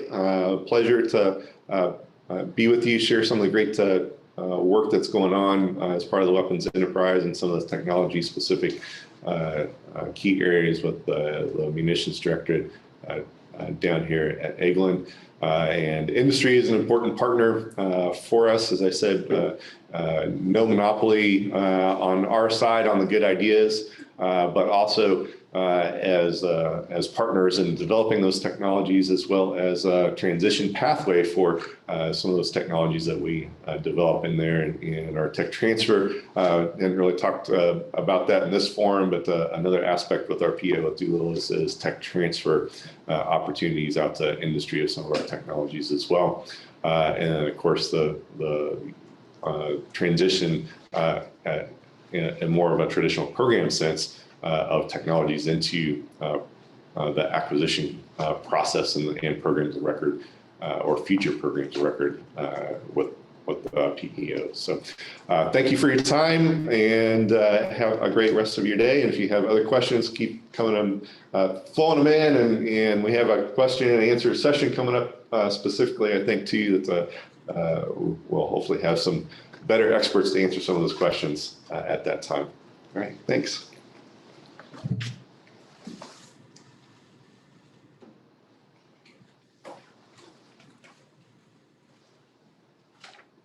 All right, thank you so much, Colonel Haase.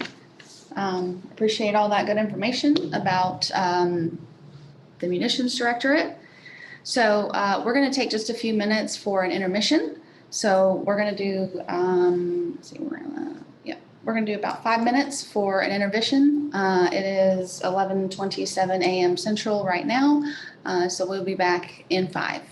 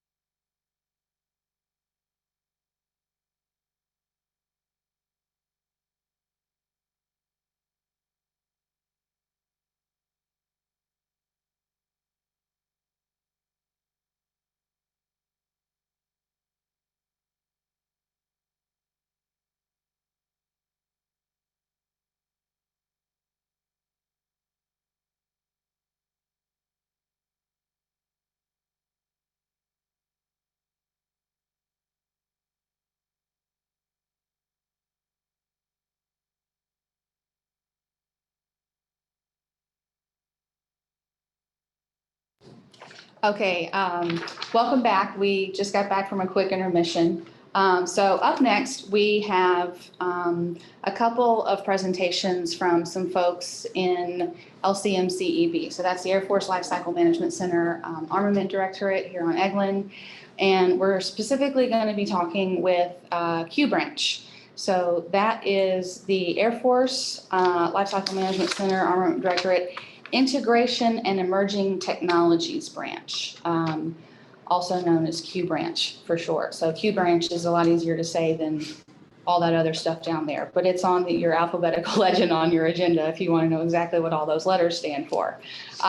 So Q Branch, first we're going to hear from Lieutenant Colonel Justin Smith, then we're going to hear from Maj Madeleine Jensen, and she'll be joined by Mr. Todd Davis. They are all of LCMC EB.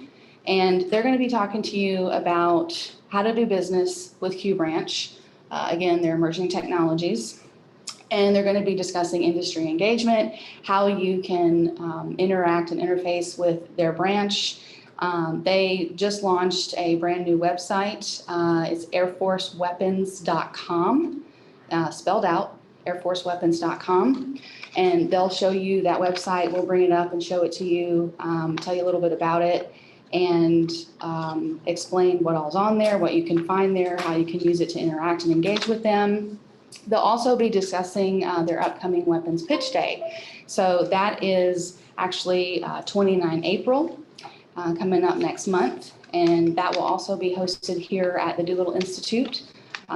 So keep an eye out for that. And a big point of the next two presentations is to interact and engage with our viewers on the webinar today.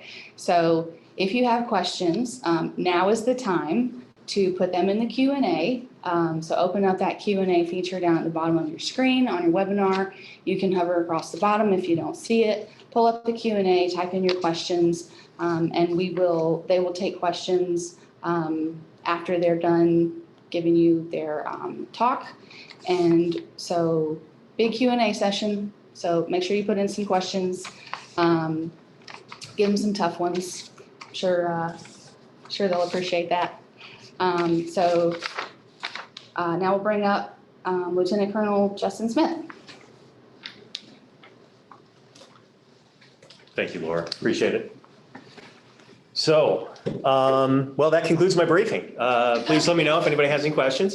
Go ahead and throw it in the chat and we'll go from there. No, so thank you all for being here. I wanted to start off with something that was pretty humorous that General C.Q. Brown posted on Twitter. And it is the 5 stages of grief. I often talk about the 5 stages of no. And in Q Branch, that is a regular occurrence. We go through all 5 stages of this with various entities we work with as we bring our mission and our focus to the masses. The first stage is hell no, followed shortly by no. Then we'll think about it. Not a bad idea. And it eventually turns into we should be doing that already. So that is... I can't think of anything else better that sums up what Q Branch is all about in terms of challenging the status quo, challenging the norm, and really trying to do business differently. So who is Q Branch? Why did we even start up? So back in 2019, there was a big push to have a hypersonics pitch day. And back then, Maj Madeleine Jensen stood up the effort, worked closely with Doolittle Institute. And it was a very, very strange, first of its kind kind of event. It's among the first pitch days the Air Force had. And it was a raging success at the time. We had a lot of interest, a lot of companies show up. Nobody was really sure how the event was going to work. And nobody was really sure how we were going to do same day on the spot payments, all the different attributes that made Hypersonics Pitch Day a raging success. But Madeleine figured it out, and she did it without Q Branch even existing at that time. So basically, we stood up an entire branch around that idea, the idea that Madeleine had started, and really started hard charging forward to do business differently. So before we get into specifically how you all can do business with Q Branch and the Armament Directorate from a technologies perspective, I wanted to iterate a couple of key points because General C.Q. Brown is not only apt at sending out humorous tweets on the 5 stages of no, he also has a couple more prolific writings like Accelerate, Change, or Lose. And if you get a chance to read that, I think that's something that everybody in industry and government should absolutely sit down and read. The other document you can look at that's above that one is the National Defense Strategy. And if you look at those 2 documents and then you square those up with what General Collins was talking about with his PEO priorities yesterday, you're going to see some pretty consistent themes. And those themes are that it used to be, way back in the day, that the government was the leader for innovation. And if it was a good idea, if it was a good innovative product, it was government dollars, it was government research labs, it was government sponsored elements that really pushed that idea forward. What the NDS and Accelerate, Change, or Lose highlights is that that balance has shifted significantly. It is now industry that is very much the forward thinking, pushing the envelope innovators that we are looking for. But what's also called out is the inability for government to change its processes to properly harness that innovation, harness those interactions with businesses, whether they be large prime contractors or small businesses working out of their garage. Good ideas are source agnostic. And that's pretty much the foundation on which Q Branch is built, is we want to be able to take that solution that comes from any source. If it's a good idea, we want to be able to help them go through the labyrinth of the different processes for working with the Air Force so that we can get that solution to where the problem is and bring those 2 things together. So when you look at those themes, I said that industry is taking the lead on this innovation. The other thing is we need to fully leverage innovation, creativity, and competition. Embrace open, agile, digital. And to get after that, we need help. We really do need help. We are in a different time period. Again, General C.Q. Brown talks about the need for our entire Air Force culture to realize that the next conflict with a near-peer adversary will look a hell of a lot more like a World War II era interaction. It will not look like the permissive environments that we enjoy today.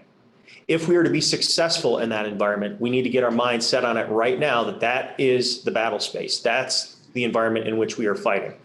So in that battle space, we cannot afford to just sit back and rest on the capabilities that we currently have fielded. Now more than ever before, we really, really need to be pushing the envelope and showing the speed at which we can take good ideas from innovation, from ideation, all the way to fielding, and to have all of the digital underpinnings to make that transition happen very quickly and very efficiently. Not only is that a good cost-saving objective, it is a great, great battlefield victory war strategy kind of objective. What I mean by that is this. Right now, adversaries are looking at the United States' capabilities. They're looking at our Air Force capabilities. They've watched us fight wars for the last 20 years. They know what we are capable of doing. They see how we fight, and they know what these systems are. They have been watching. We cannot sit back and hope a couple of aces in the hole that we have on the shelf are going to get us across the finish line, because truth be told, we aren't the only one in the having aces in the hole business, right? We can expect those same types of strategic surprises to be lying in wait for us with our adversaries. So I posit here that it is the military, it is the nation that is able to more quickly adapt to the very, very dynamic battle space conditions that will come out on top. So what does that do for us in peacetime right now? And how does innovation and industry fit into that? So right now we look at the acquisition cycle, and it's been talked about for a long time amongst many senior leaders about how it takes a really, really long time to take acquisition from ideation to actual fielding capabilities. There's a lot of different processes, there's a lot of different elements, and sometimes it can be a very, very frustrating process. The end result is we end up delivering capabilities that are very, very late to need. And what we need to do is press that timeline and also press the product quality. We are no longer looking at taking a system and fielding it like the Buff and maintaining it for 50 years through many different guttings and reworkings, right? What all the doctrine says now we're looking at fielding is systems that are then continuously revamped over their life cycle. Getting a min viable product out now with sprints and then iterating on it while it's in the field, honing it into exactly what it needs to do along the lines that our adversaries are adapting to it. So again, how does industry play into that? So the key idea is this: if we can demonstrate a regular capability to take an innovation from industry that has just sitting on maybe $10 million of R&D, and we show the ability that we can take that ideation and transition it very, very quickly to fielding and operation employing a capability, now we give everybody in the world something to think about. Because now they don't have to try to strategize against our existing capabilities. Now what they're going to have to look at is our entire R&D portfolio.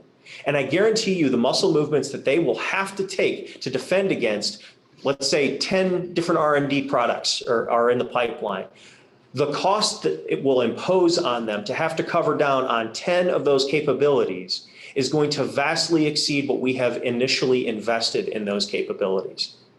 So what happens is then they are forced to cover down on all 10 of those. And if they do, that's great. Here's the next 10 you have to worry about. And then the next 10. And all the time we are making small R&D investments, we are pushing the technology, and we are causing major muscle movements out of an adversary in the process. That is a key element of the cost imposing strategy, but it is all built on one fundamental premise. And that is the ability for us to take a need and fill the need very rapidly. And to do that, we need to look at meshing together industry and the Armament Directorate in ways that we have never done it before. So specifically, this is all great pie in the sky kind of conversation right now. How do we take that and put it into action? What are we doing? So what Q Branch is doing is we're going out there and we're trying to understand specific technology needs. Those technology needs are derived from everything from war games, conversations with COCOMs, conversations with MAJCOMs, conversations with things that are currently in work with our A5 staff, and our futures branch headed by Will Evans, who talked about digital acquisitions interactions with industry yesterday. We are taking those tips and those cues from industry or from the requirements generators all along, and we're not looking for hardcore requirements. What we're looking for is common themes of technology that we need to further invest in. We're going to take that and we're going to push it out in ways that we've never pushed it out before to interact with industry. We're doing that through our website, airforceweapons.com. We are doing that through Twitter. We're doing that through Facebook. We are doing that through pretty much any and every medium you can think of, because it turns out that if you want to have different results and interact with industries that are outside the defense industrial complex, to be successful in that, you need to use methodologies and you need to use mediums that are outside the normal. So everything that we are doing from interacting at conferences to doing social listening to figure out the language that's being used by certain non-defense industry to describe the problems that we have, what we're doing is taking that and we're restructuring how we talk about our problems to make that barrier of entry lower. Because if we succeed at making full, open, agile, open systems architecture, government reference architecture based systems, then what we are doing is laying a completely amazing foundation that we can then plug into with all sorts of different innovators, source agnostic, whether you're a big business or a small business. We want to hear all the ideas and we need them. So I talked about the website. We talked about how we're getting the ideas in. Pretty much what we want is, as we interact with the Armament Directorate or AFRL, if there are problems, I'm speaking to the government side now, if there are problems that you all see, if there are technologies that you want advertised, we are the nexus of trying to bring all those together and have good outreach to market. If you're in the market, I don't want you to be sitting there looking at this broadcast or looking at the rerun thinking, I'm just Jim Bob's garage. What could I possibly bring to the fight? I can't compete with prime contractors today. I've got a pretty good idea, but there's no way I can compete with those heavy hitters. Well, guess what? Our branch, that's our job. Our job is to take your ideas and to put them in a format that is easily queryable and subscribable to our government partners so that they can fast track find solutions that they need for problems now and technology investments they need in the future. So the first charge that I'll put out to the community before I turn this over to talk about our website and we do the Ask Me Anything with Weapons Pitch Day is we are looking for somebody to help us with that. The nexus. How do we create that? How do we create that database to fundamentally get all of our requirements, not even requirements, how do we get all of our technology needs in one spot so we can really understand what those are and then derive common technology development threads from that? And then how do we take all of the good ideas that we're going to get from industry, big and small, how do we put that together in a manner that helps drive investment decisions for our program managers for near-term needs or for our researchers and S&T community? How do I make that source agnostic? These are all big challenges and looking out to industry to help us with solving those. So with that, I'll open it up to any questions about Q Branch, specifically about what we're trying to do. And we'll bring up Major Jensen here. You can meet the legend and that started it all. And we're going to talk through our website a little bit so you can see where on the website you can look. So if we can bring that up. You do have a question. Sure.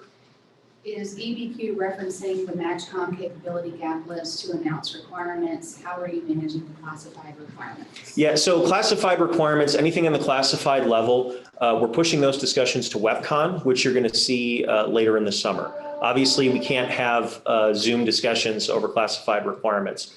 In terms of MAJCOM capability gaps, those are all like the formal capability development process. Those MAJCOM's gaps are supposed to be coming together with half A5, and they have released their investment priorities, and it's a publicly viewable document. So when it comes to concepts that are near term and close to deliverable, we are not a competing process running in parallel with that. We are more a supporting process to say, hey, look, these are the concepts that are formally going through the process to meet the needs. Are there any technology gaps there that we can help address? Is there any technology that we're not completely confident in that we need to hedge against? And that's pretty much where we're at.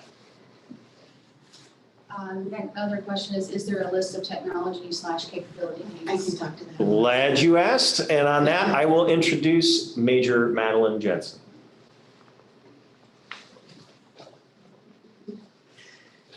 Hi, I think it's still morning. Yes, it's still morning for a couple of minutes here in Central Time. I am Major Madeleine Jensen.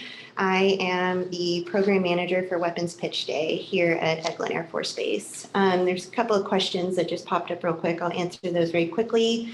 Will WebCon be this year? When? Yes, we are hopefully, fingers crossed, going to have WebCon sometime this summer. So summer 2021. We're planning on having parts of it classified for those discussions that Colonel Smith mentioned, and then other parts unclassified, open to the public, very much like this forum. And then a list of technologies. So I will get to that on the website. So I'm very proud of this. This was a brainchild that was born out of Q Branch, and we launched it live September of last year. So when you go to airforceweapons.com, this is the landing page. Or if you could go to the About section. All right, so this is going to be our About section, kind of explaining what we're doing, what we're looking for, and then, yeah, if you want to scroll a bit, just kind of describes our mission, our portfolio, and then, all right, if you want to scroll back up.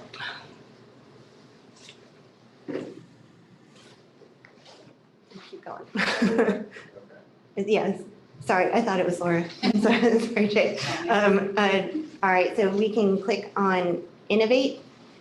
This is probably one of our more, I guess, it has most of our innovation targets on there. So it explains what we're looking for. So if you're interested in working with us, please check out this page specifically, because each of these sections is where we are looking for the best ideas. I'll let you keep scrolling. Okay, yeah, keep going. And then there's me for digital engineering. All right, you can go back up to the top. Yeah, to the ideas, yes. And this is where you can submit your ideas. We are working on expanding this section so we can have a direct link with our businesses, but this kind of explains Pitch Day in a nutshell down here, and it goes over our upcoming events, which brings me to the next, if you want to go over to events. All right, and then you can scroll down a bit. All right, so that's us right now, what we're doing. And then Weapons Pitch Day is our next event that's coming up. So for all of you guys that are interested, please keep checking back at this website because we're going to be updating it constantly as we get more information. Weapons Pitch Day is going to be streamed live from airforceweapons.com.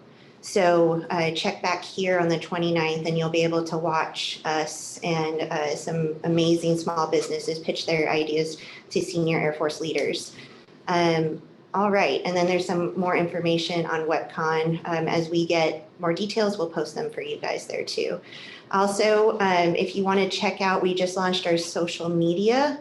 So if you want to check us out on Twitter, we're at Air Force Weapons, on Instagram at Air Force Weapons, and then Facebook is US Air Force Weapons.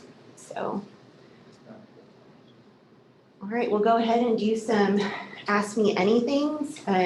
My buddy, my partner in crime here, contracting officer extraordinaire, Mr. Todd Davis is going to help out. So Laura is going to read them for us. So did we address the question, is there a list of technologies? Yes, the list of technologies are located under Innovate. Yes, those are, we're calling them our innovation targets. And wanted to do a very quick shout out to our web designers. It's a small business, woman-owned small business named Accomplices that designed this website and launched it and manages it for us. So thank you, Accomplices. You are doing a fantastic job. Yes, All right, yeah. So we have a question here. What are the favorite funding vehicles you would be using for the connection between requirements and solutions? That is a great question. So right now, one of the biggest funding vehicles is SBIRs. So if you go to, and primarily Air Force SBIRs, right? So if you go to Air Force SBIR STTR, that website has a list of when the next BAAs are going to be posted. SBIR stands for Small Business Innovation Research, and it is open to all small businesses. So if you have a great idea, check out that website. We're hoping to do a weapons pitch day at least once a year. So our next pitch day would hopefully be April, but we're looking at possibly expanding that to twice a year. So it's TBD right now, but SBIR is definitely the biggest form of funding that we have. Is it too late to get involved in the April pitch day? Yes, unfortunately, that has closed. We are currently in the evaluation process and about ready to invite our small businesses to come and pitch. However, if you go to the SBIR website, there is going to be a 21.2, I believe, is going to open soon. And so check that out. That's with other PEOs and AFWERX. So there's opportunities there. So pitch day says invitation only for companies that get accepted. Yes, so thank you. We'll clarify that a little bit. So the invitation to pitch means that you submitted a phase 1 proposal through the DSIP portal. Our evaluators have selected that, down selected to award 60 phase 1 contracts that are 3 months. And so we're ending that period of performance currently. We are getting ready to do, or actually we're in the middle of our evaluations right now for phase 2 proposals. And of those phase 2 proposals, we are going to invite people to come and pitch. Those people that come and pitch, they will be presenting live on the spot to a panel of senior leaders.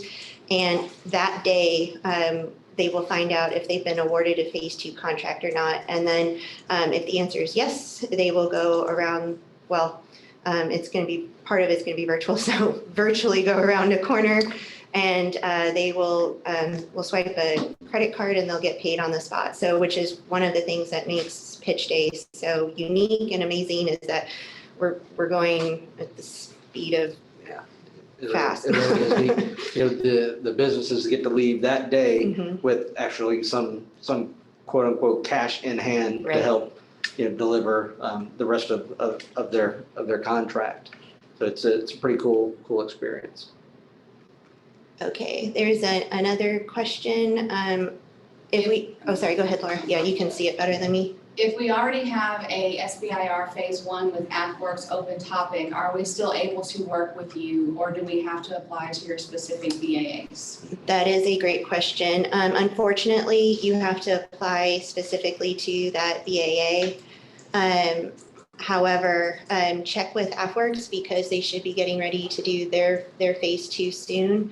And then keep checking our website because we will post when we're getting ready to do another BAA with the CIVR and AFWERX. So keep checking back at our website. We'll be announcing when the next round for pitch day is going to open up.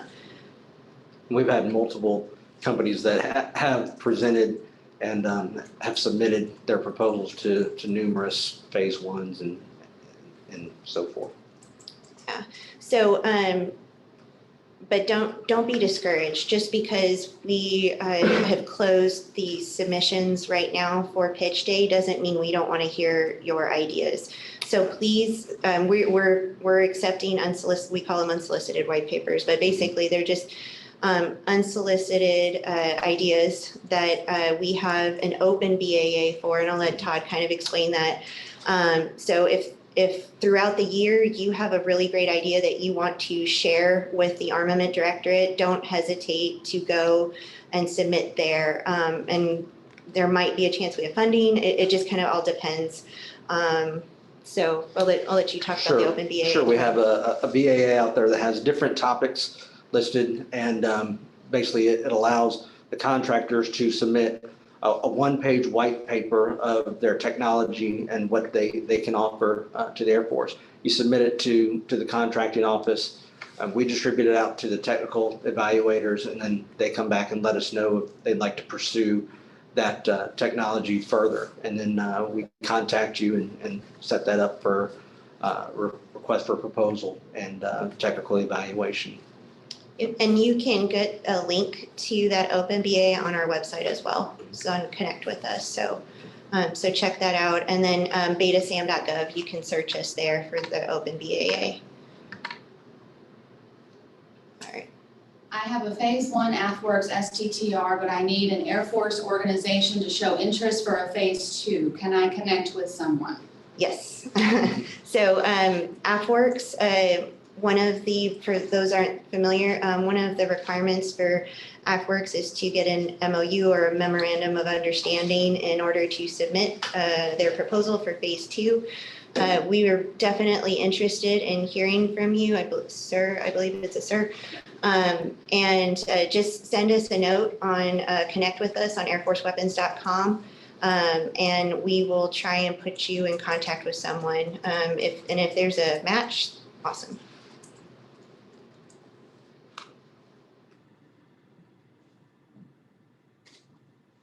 You are very welcome. All right. Oh, okay.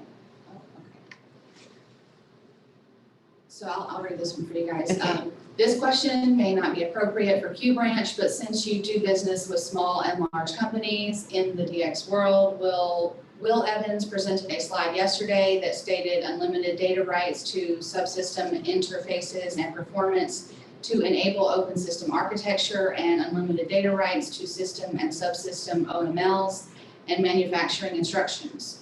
Do you envision the government will require all companies to turn over data rights?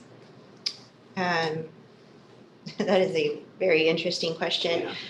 So I can answer from the perspective of pitch day. I can't speak for Mr. Evans or anybody else in the Armament Directorate, but in regards to Weapons Pitch Day, we've been asked that question a lot from small businesses, and we being the Pitch Day team are not requiring anyone to turn over the data rights, but that is specifically for Weapons Pitch Day and small businesses. So brought outside of that, you would have to contact those people directly. I can't speak on behalf of them, but for our Pitch Day, we are not requiring that. Do you have any? No, that was right. Okay, I said right. Yeah. Thanks, Todd. Case Okay. by case. I didn't know, Colonel Smith, did you have anything you wanted to add to that? Nope. Spot on. Okay.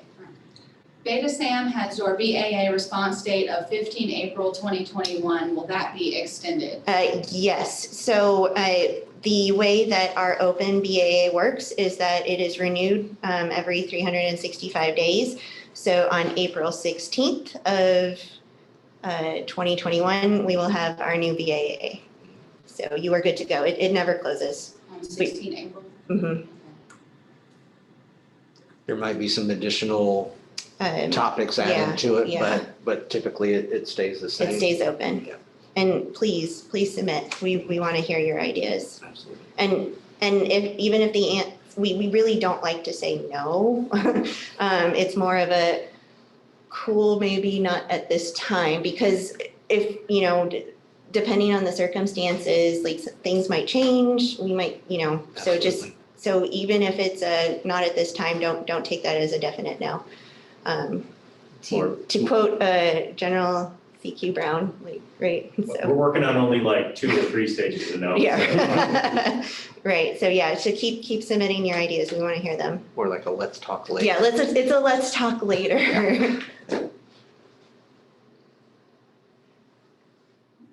We don't have any questions Okay. in at the moment.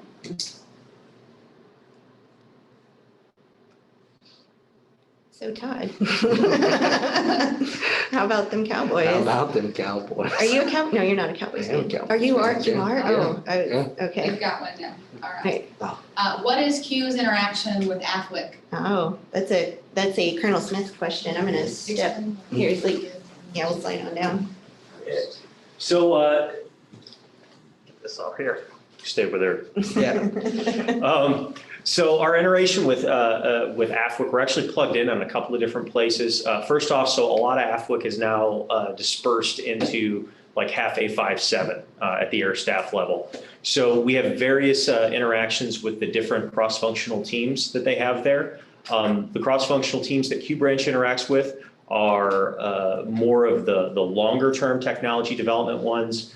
There's others that are more shorter term, and those are the ones that our Futures Branch interacts with.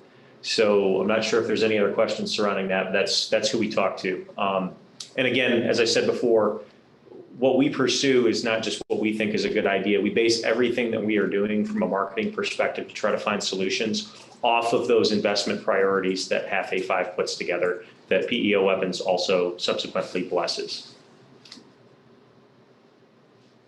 That's all it. That's for that one. All right. Our Come on back in. WOSA, Women-owned small business. yeah, Women-Owned Small Business, has submitted for the pitch day. Are we able to submit companion ideas through your site? So if they're speaking about the BAA, then yeah, they can submit ideas through that as well. Yes. I'm back on the screen. Yes, the answer is yes, please do. We would love to hear any other ideas you have. And don't feel like if you submit to pitch day, don't feel like you're pigeonholed into just that avenue. We are interested to hear, any of your other ideas, and maybe there's other avenues for you to work with the Directorate. All starts with an idea. Mhm. Can you tell how they're going to be registered, how they can register and stuff once all that is open? Sure. So Laura asked me to explain a little bit about our registration process for Weapons Pitch Day. We are going to have the registration open on airforceweapons.com, and folks can go directly there and register, and you will be sent an email with all the information on how to log in and view Weapons Pitch Day. And so there's going to be a part that is public and available for media and the general public to view. And then there's going to be a source selection part where the individuals that are pitching are speaking directly to the Air Force senior leaders. We are keeping that private because it's proprietary information that's being shared. And so we want to make sure that we're protecting that for our small businesses. So that portion will not be public. However, you will be seeing non-proprietary or public releasable versions of those pitches that will be shared on our website. So the actual pitch will be closed, but there will be a open pitch session that you'll see as well. So yeah, simultaneously.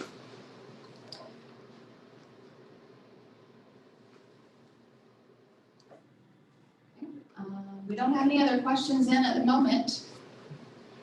All right. Okay. Well,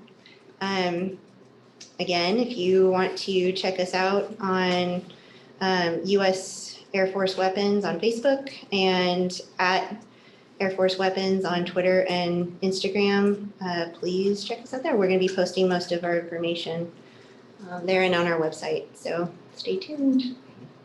All right. Thank you. I'll leave you off the stage.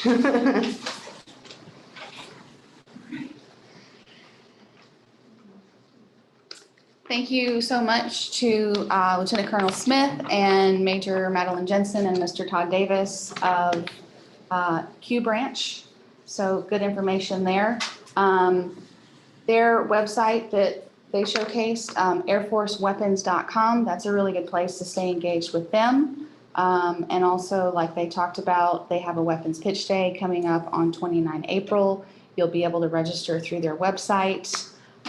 So that concludes our morning portion of the agenda for today. So we're going to go ahead and break for lunch right now.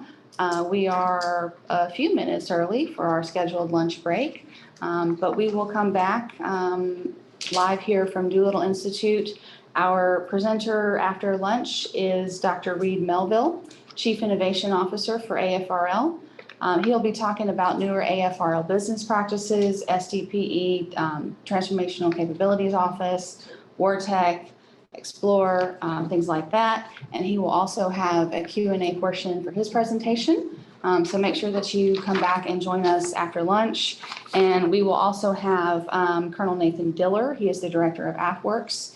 And I'm sure that will probably be a very informative and valuable presentation for all of the industry folks on as well today. And Colonel Diller will conclude our presenters for the event today. So again, going on lunch break, and we will be back at 12:55 Central Time. Thanks.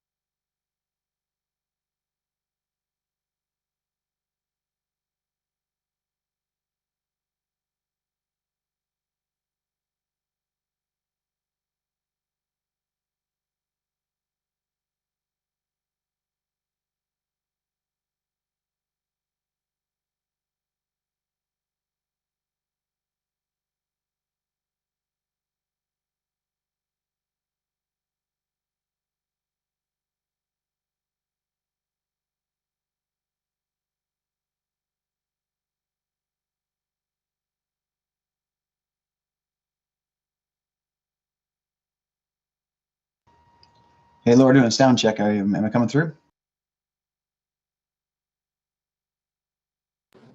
Yes, sir, I can hear you loud and clear. Excellent, thanks.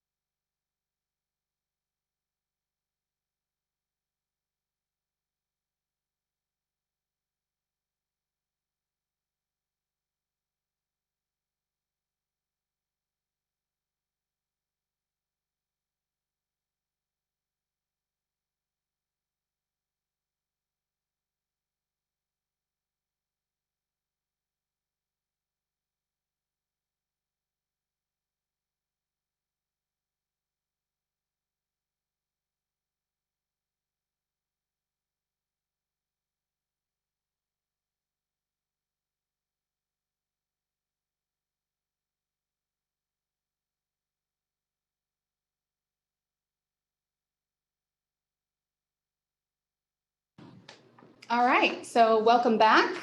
We're back from our lunch break, and we are ready for our next presenter. We have Dr. Reid Melville. He is joining us remotely this afternoon. He's the Chief Innovation Officer for the Air Force Research Laboratory, and he's going to be talking to you about newer AFRL business practices, a lot of really good information on how to engage with AFRL. So make sure that if you have any questions, you go ahead and start typing them in the Q&A box for us, and he can get to your questions as needed and when he is finished with his presentation. So Dr. Melville, I will hand it over to you for audio, and I'll get your slides up for you in just a moment. All right, thank you, Laura, appreciate it. All right, well, wish I could join you down there. I'm sure it's an enjoyable place to be, but happy to talk to you from Ohio and share some insights, some things that are going on in AFRL. I'd like to just share a more complete story. So the title's kind of interesting. I called it Newer AFRL Business Practices just because we have been standing up some new activities over the last few years, and I just wanted to give everyone a chance to kind of catch up on those things. And as we tend to use a lot of buzzwords, acronyms, and so it's a chance for me to walk through the acronyms, hopefully cut through that and give you a better sense of what's going on. Next slide, please.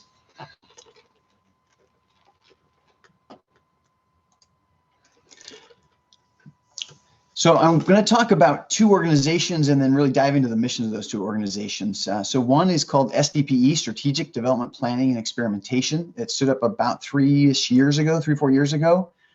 And the other is the Transformational Capabilities Office, which has stood up initially about a year ago, and so we hope to formalize that stand-up this summer. And these have been, TCO being the newer one, has been incubated as a sister organization to SDPE, and they have adjacent missions, and I'll talk to that a little bit. So SDPE was founded first, and its role is developmental planning and experimentation, meaning really helping the Air Force decide, what kind of things they should acquire and why, based on military assessments. And I'll walk through SDP in the back half of this brief and go through their mission with a few highlights. Its companion organization is the Transformational Capabilities Office, stood up about the last year or so. And this is in response to a strategy that directed us to create a transformational component of investment, which is a different investment style than our traditional AFRL investments. And so we've been piloting business practices to respond to that. And so again, I'll walk through the TCO mission as well. Next slide, please.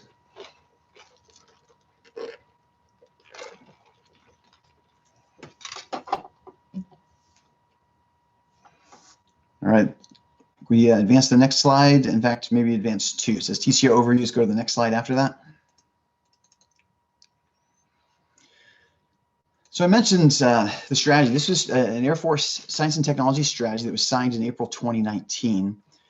And it had a lot of new direction, not just for AFRL, but for the whole S&T establishment. But probably one of the key changes they directed was this creation of a transformational component of investment.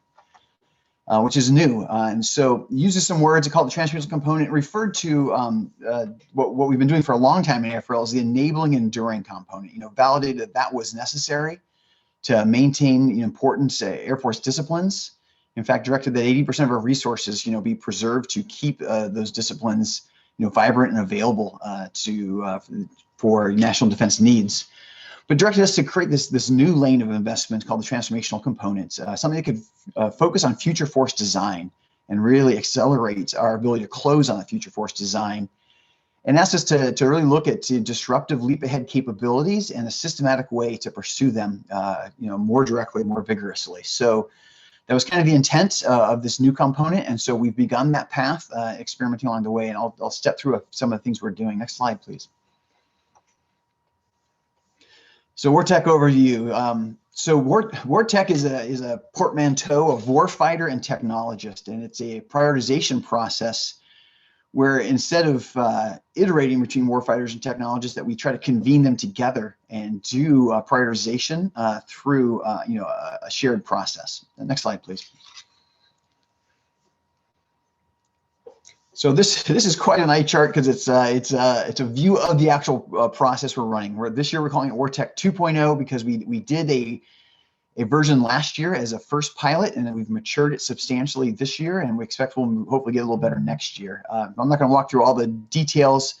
If you can see the yellow bangs there, that's the important thing, is that there's a scoping phase up front where we determine what are the important strategic themes that we should be tracking, then an ideation phase about how do we bring ideas against those, curation, how do we create investment opportunities that close on that, and then how do we move it into execution where we actually put things in the portfolio and begin the S&T investments that match those priorities. So that's the flow. This ends up being almost a year-long process, and we're gonna have to do it every year. That's the battle rhythm of how we find priorities with our warfighter partners and then develop the right opportunities to go against them and to continually focus our portfolio strategically.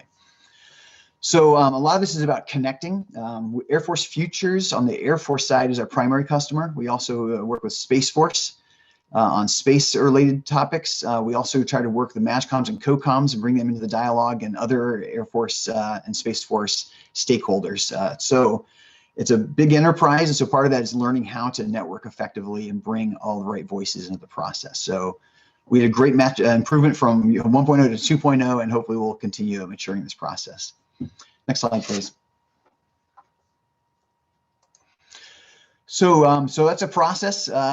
This is a product. So in fact, this is the product that came out of the WARTECH 2.0 process. We started with workshops in the fall. We had some ideas generated where we assessed in January, and then in February we have a 2-star governing board that met and reviewed the opportunity space. And for instance, these are the 6 themes that were chosen to move forward into full proposal development, meaning that we're looking earnestly at all 6 of these tracks for potential 6.3 investment as early as next year. I won't go in detail, but at a high level, Fight Tonight is about doing planning and replanning, at scale and at speed, so that we could fight a near-peer battle and successfully, manage our resources for success at that scale. Resolute Sentry is a concept of doing what we call sensing grid. Instead of having single sensors, single platforms, network sensors across many platforms, fused in real time at the battle edge where it can be most useful. Base defense is an important theme. We're looking there, particularly looking at how do we defend forward air bases against mass missile attacks. It's a threat we already have now, but it's only going to get worse going forward. Then multi-mission ISR and strike, looking at how hypersonic systems can give us advantages, especially as we think of new ways to use them or to extend the mission modes that they can bring. And then finally, on the space front, we're looking at logistics and mobility of on-orbit systems and how that can be improved to find competitive advantage, and space domain awareness, how we can track objects to wherever they may be. In this case, even beyond geo, and to make sure that we don't have blind spots up in orbital operational space. So that's an example of what we did with our process this year, how we brought some strategic themes in and came out with some specific investment priorities that we'll be pursuing this cycle. Next slide, please. Another thing we're doing in the transformational component is a deliberate commitment to open innovation, and we call it Air Force Explore. So Explore, we chose the name because the idea is that we have a lot of smart people in the AFRL doing a lot of great programs. We want to make sure that we also pay attention to the broader national innovation landscape, and that we do that by finding important functional challenges that we know are hard to do but are important to the Air Force and Space Force.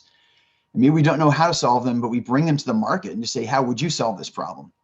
So it's a way to kind of invite partnership and innovation, not in a broad way, but in a very specific and focused way, so we can discover new ideas, new technologies, new approaches, new partners, and we can always be expanding and refreshing our partner circle through this as a commitment to do a battle rhythm of this. So the box says, demonstrate approaches for market calls is very accessible. We talk about getting to not just traditional partners, but non-traditional partners as well. So we have a broadcast for the ideas, and that we can drive them towards the future force capability challenges that we see. So we piloted this last year. We called Explore 1.0, and I'll talk to that portfolio, and then I'll talk about what's happening this year. So next slide, please.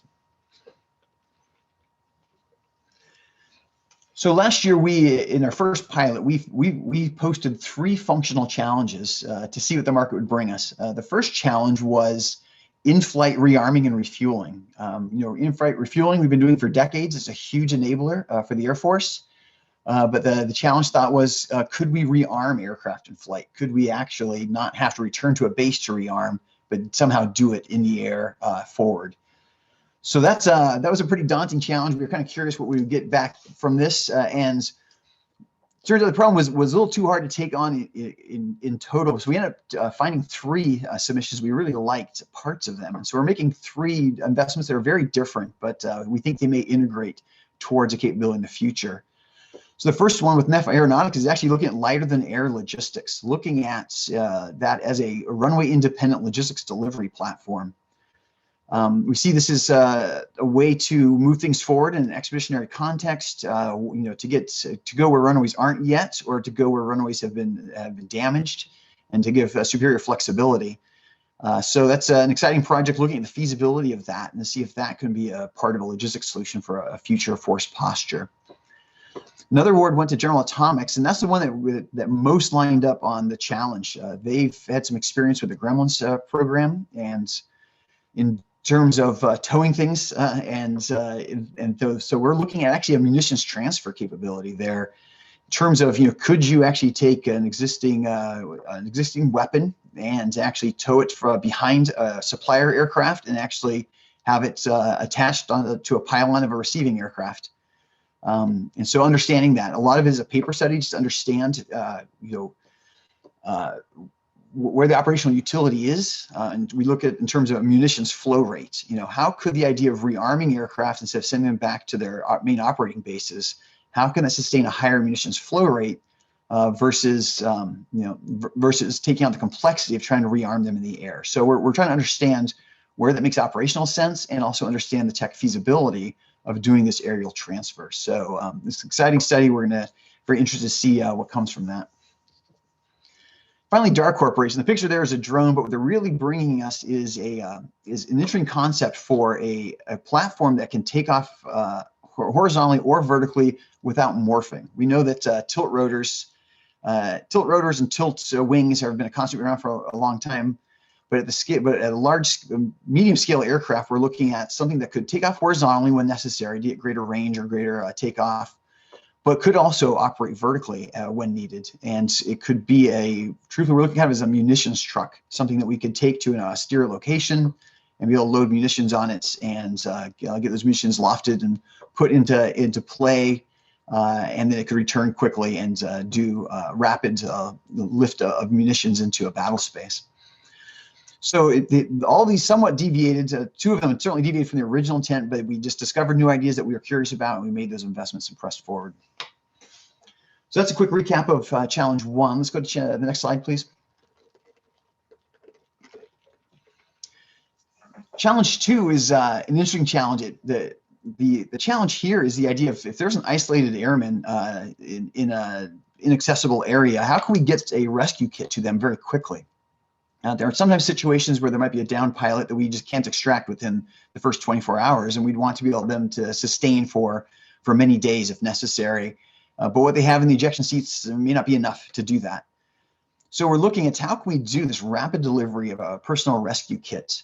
And we wanted to do this from the air domain. We're looking at in terms of, that the same base where he operated from could have a capability to deliver them a rescue kit as well. So we've been looking at an air delivery, air platform delivery of an accelerator or a missile. It would take it forward, and then the rescue kit would then separate, decelerate, and deliver. Is the kind of the operational concept we wanted to explore. We have 2 awards in this space. One to Doolittle Industries, which is looking at having a small kit that can actually be integrated into something like a small diameter bomb, form factor, as a platform to accelerate the kit and to deliver that. So that's interesting where it's we're taking munition form factors, but taking them on non-munition missions to see how that would work in terms of delivering at a meaningful range and at a very rapid speed. We also have SpaceWorks looking at a companion piece, looking at a slightly larger scale and looking at integrating the PR kit into a cruise missile form factor that could actually have a little longer range and a little bigger heft at a higher price point. But in both cases, taking kind of well-known munition form factors and capabilities and saying, can we extend this to rapid delivery of needed capabilities? So kind of exciting crossover. We've got great partners in AFRL RW there in Eglin Air Force Base who are leading up these projects for us, and so appreciate their leadership on these projects. Next slide, please. The third challenge we posted was the idea of tracking a vehicle in an urban environment strictly using commercial capabilities, commercial imaging capabilities. We have a lot of exquisite military imaging capabilities, and we use them, but it is expensive to own and maintain all of that. And meanwhile, there's been an increasing number of commercially available imaging, especially from space. A lot of optical, but now even synthetic aperture radar is coming online and available commercially. So we really wanted to focus and constrain the exercise, saying, what if you only had commercial? What could you do? And so we've got 2 companies on contract here. One is Arate. There's Maxar, taking on that problem, saying how can you pull from multiple commercially available satellite feeds and use that to track a vehicle. In both cases, they're using primarily that satellite imagery that can be made available, and also some information about road network behavior to kind of to add a certain predictive capability of where vehicles may go, and then both add a layer of artificial intelligence that merges the fusion and the prediction to demonstrate that they can maintain custody of a target, or at least reestablish custody of a target consistently over a long period of time, just using commercial images. So it's been a very interesting project, and we're excited to demonstrate that hopefully sometime before the end of the year. So that's 3 examples of when we first took on Explore, the kind, where we kind of drilled into a functional challenge, into a specific hard thing we weren't sure how to do, and want to see where the best ideas might be. So that's how we did for Explore 1.0. Let's go next slide, please.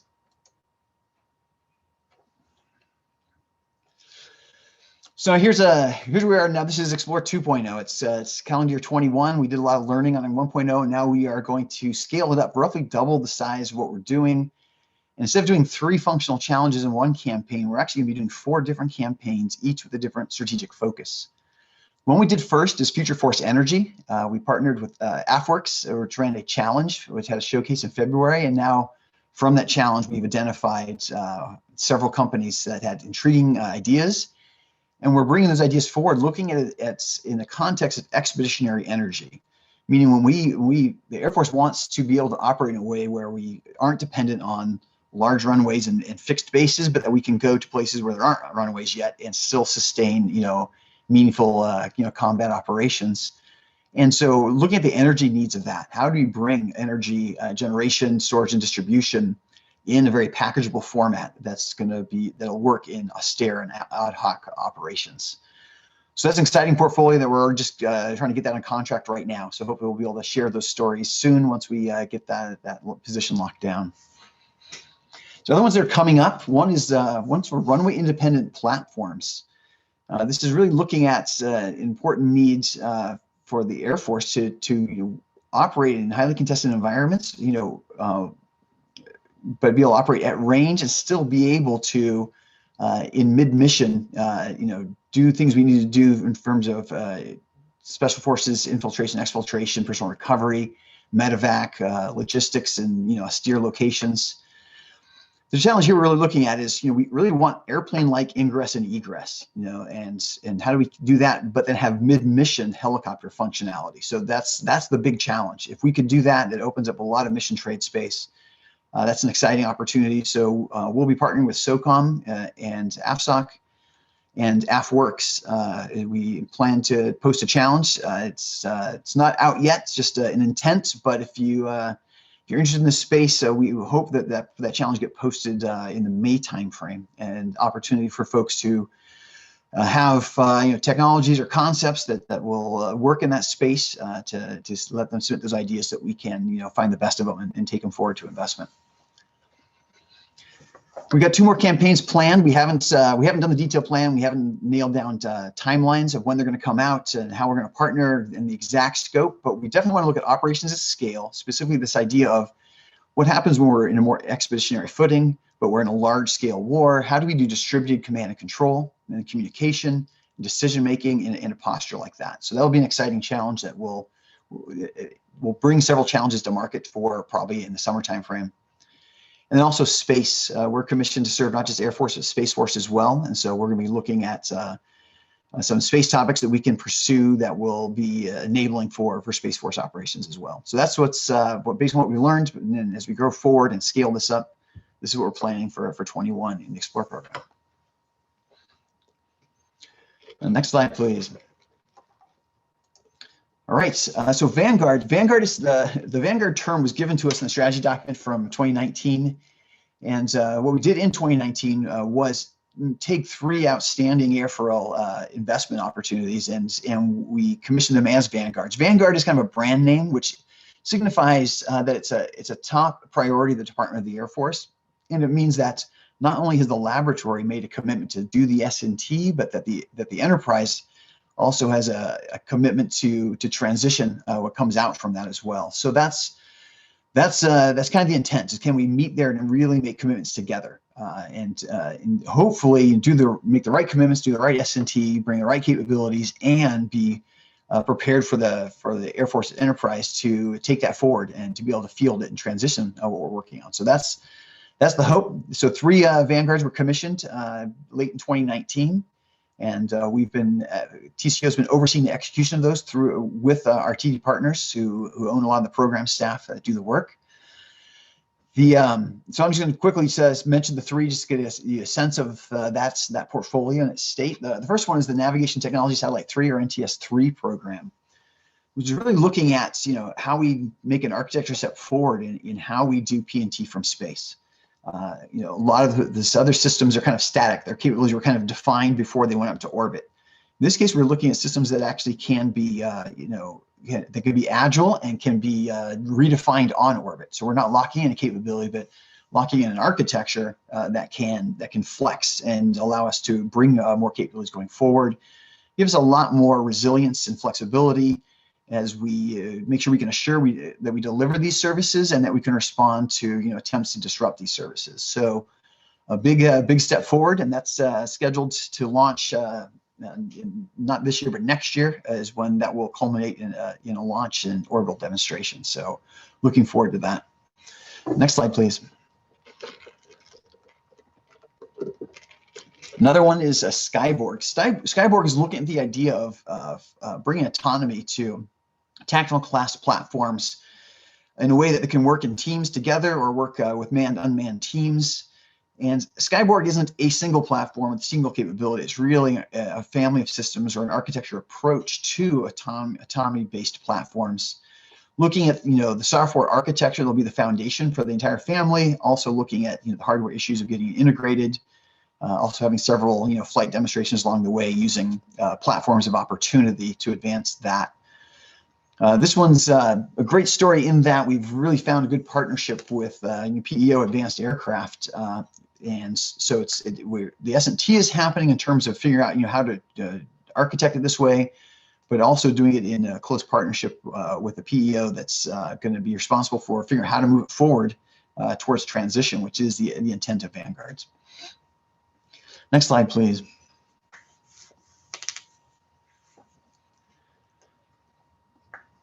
The third Vanguard is Golden Horde, and I wasn't here for the whole conference. Maybe this has already been spoken to because Golden Horde is one of the Vanguard that came out of technology and expertise developed there at the Munitions Director of AFRL, and run by a lot of the expert staff there. The Golden Horde is looking at the key enabling capability of network collaborative autonomous weapons, and how that can bring advantages. They've had a lot of initial success in terms of actually demonstrating this using a small diameter bomb format just to show the ability to do networked weapons, which was very enabling. And as they look forward, they're actually looking at this in a way, bringing a capability called the Coliseum, which is a way to do this in a very modern digital engineered way. So mixing live, virtual, and constructive approaches to really understand algorithmically, how to vet and test various approaches, not only in efficiently assessing them and developing and assessing them, but then also facilitating, digitally facilitating their transition going forward as well. So we definitely know that these network collaborative weapons are going to be a key, force multiplier for us going forward. And Golden Horde is laying that foundation to bring that capability to the Air Force, not through the current demonstrations now and an architecture that's going to support that for many years into the future. So that's the rundown of the current Vanguard portfolio. And go to the next slide, please. So the WARTECH, Explorer, and Vanguard are run by the Transformational Capabilities Office. I'm talking now about the Strategic Development Planning and Experimentation Office, which is the sister organization. So SDPE is interesting because it's part of AFRL. It's it's organizationally attached to AFRL, but it doesn't have a science and technology mission. Science and technology is normally funding is 616263. They're part of AFWERX and not. Oh, I got some chatter going on.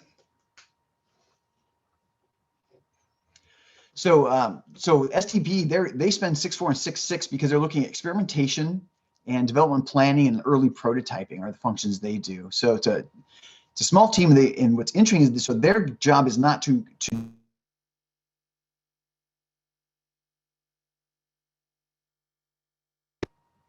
Nope, I'm sorry. I guess I got muted there. Am I unmuted? I'm tracking. Hopefully good.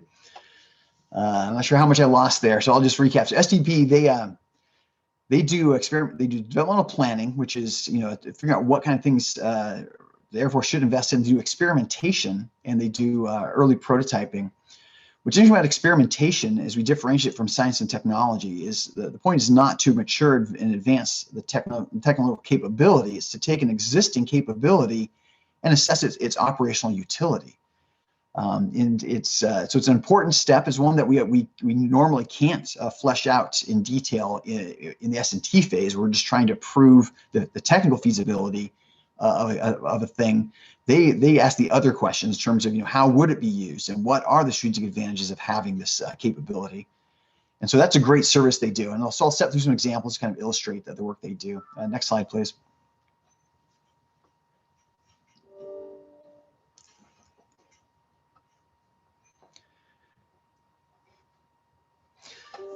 So we've got a long list there. This was the three big wins I'll highlight. The first one is a program called Global Lightning. What's really exciting here is they've been doing this for a couple of years now. Was when they saw that there was an emerging capability to deliver internet from low Earth orbit with the proliferation of satellites. That's a new way to do communication in space that DoD doesn't do.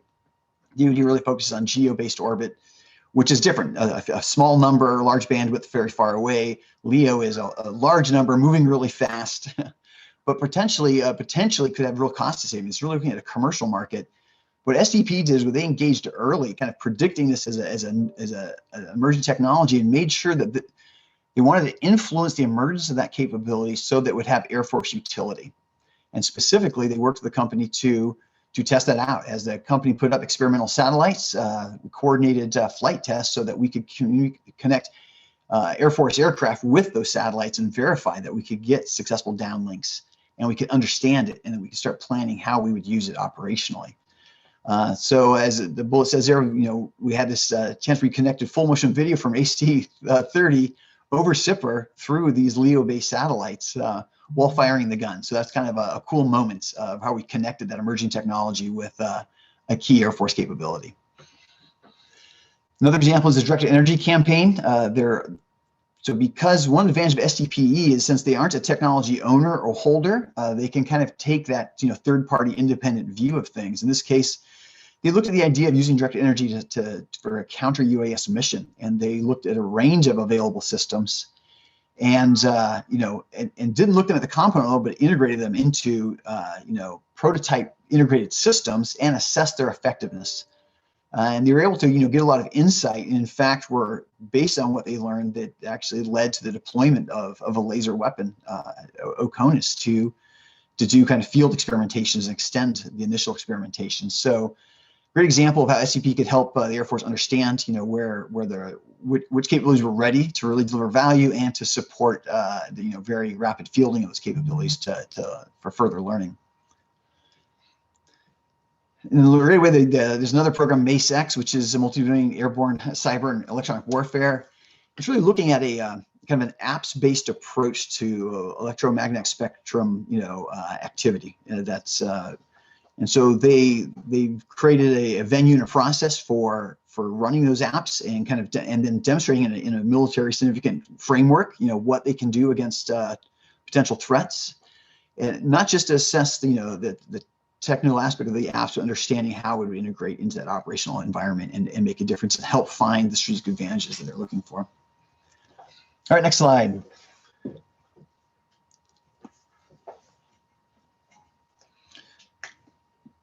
So I'm going to dive into just a couple SCP stories I thought would be of interest here. One is this palletized munitions concept experimentation. So here, the goal was not to create a new munition that could be palletized, but actually to ask the question, can existing munitions, existing pallet systems, and existing aircraft be put together and create a new weapons delivery concept without extensive modifications, specifically not modifying the aircraft, hopefully not modifying the pallet, and then seeing what modification to the munitions would be required to make this successful, and to really do an experiment, comparing, the Air Force has well-established methods for delivering pallets out of the back of a MAF aircraft. The question is, can they leverage those ConOps against this new mission space, or will it be more advantageous to do it differently? So again, they're not inventing new technology, but they're integrating in new ways and assessing operational utility of doing it differently. So that's an exciting project, and we're definitely interested to see what guidance we can provide the Air Force with those outcomes. Next slide, please. Similarly, we have a base defense, live versatile constructive experimentation. Same thing. We're looking at ground-based effectors, both the directed energy and kinetic energies, integrated with a sensing network and a battle management command and control, and doing experiments to really show not just the performance of individual effector, but the potential strategic advantages of layering those effectors in different ways and different combinations, and understanding a lot of the operational implications of fielding a system like this. Again, it's important for S&T to build those components that didn't exist before, but now STP does this further step of integrating into a system and assessing their operational utility. Next slide, please. And finally, I want to mention autonomous attritable aircraft experimentation, because this is an experimentation companion to Skyborg Vanguard. So in this case, Skyborg is trying to figure out how to build an autonomous tactical platform that can team with manned or unmanned companions to take on a range of enabling missions, with a new class of platforms, attritable platforms, and all. So that's important S&T work, because those don't exist, and we got to figure out how to build them. And what we could do is we could wait till Skyborg was done. We could wait until there's the capabilities in hand to then start asking military utility questions. But we're actually working this in parallel. So while Skyborg is still figuring out how to build those systems, we have an experimentation in SDPE that's looking at where is the real military utility? How can we really take strategic advantages from having this class of platforms? So what's exciting about that is that we can work these in parallel. And by working them in parallel, hopefully as Skyborg completes the S&T effort to realize the capability, the SCP can guide its implementation into a fielded capability, and that we can accelerate, accelerate how we not just develop, but understand and field new generations of weapon systems. So I like that story because it kind of ties together the TCO and the SDPE missions and shows the value and the synergy of the two offices working together. And it looks like I'm a few minutes over, but I got through my slides. Hopefully you found something interesting in there, and I am happy to take your questions. So we have a couple of questions typed in there. First one is for Dr. Melville. Will RW reps participate in upcoming AFRL, TCO, AFWERX strategy interchange meeting, including classified one-on-ones to discuss weapons topics, April 20 to 23 at JBA? Yeah, so there's a SIM. So the SCP does a SIM event, a strategic interchange meeting, and it's scheduled for April 2023. It'll be in the DC area at Joint Base Andrews Bowling at the Smart Center there. And there'll be a plenary with general information, but there's actually going to be some discussion tracks, including one of the discussion tracks is for advanced weapons. We're interested in network collaborative autonomous weapons. We're also looking at new variations of hypersonic weapons. So those are kind of the high level themes we've queued up for out of interest, and we do need to staff those. We have folks from SDPE who will be there, and we are going to have, we're inviting AFRL to also be there. The ones we're talking to right now are some of them working some of the projects out of RQ, but we're very open to having RW reps on the ground as well. We can't have teams of people just because of COVID limitations, but we ideally would have multiple AFRL tech SMEs. So certainly would love to have RW representation on that track. All right, we had one question. Are you familiar with the 50-year review process the Lockheed Martin Skunk Works uses? I'm not, actually. Sounds very interesting, though. It does. All right. Another question. How would one reach out to become part of the palletized weapons experiments? I guess it depends whether you're talking about like a government SME who wanted to get involved or track it, or meant, or as a commercial offerer who thought that they had a solution to be part of it. So I'm not sure which way it goes, but certainly if you, we could either way, we could connect you to the program manager and find out if there's a connection to be made there. But I don't know anything beyond that. So certainly if you wanted to ping me, I'd be happy to make that connection. Yeah, they followed up with a comment. We have pallets of drones for mid-air delivery. So do you have a contact that we could share with them, or? I don't have it right here, but again, if you ping me, maybe I'll put my email in chat here, I suppose. That one. If you ping me, I'll try to make those connections. Again, that's an SDPE project, meaning we're looking at in that one particularly looking at how do we take inventory weapons, inventory aircraft, inventory pallets, and make them work. Now, when we understand the strategic advantage there, our interest may expand, and when we, and we're definitely interested in the theme of mass on target. How do we get mass on target? So I'm not sure if that would connect to this experimentation, but certainly it would definitely connect to our broader interest in mass on target. And so definitely we're going to find out kind of what's been done.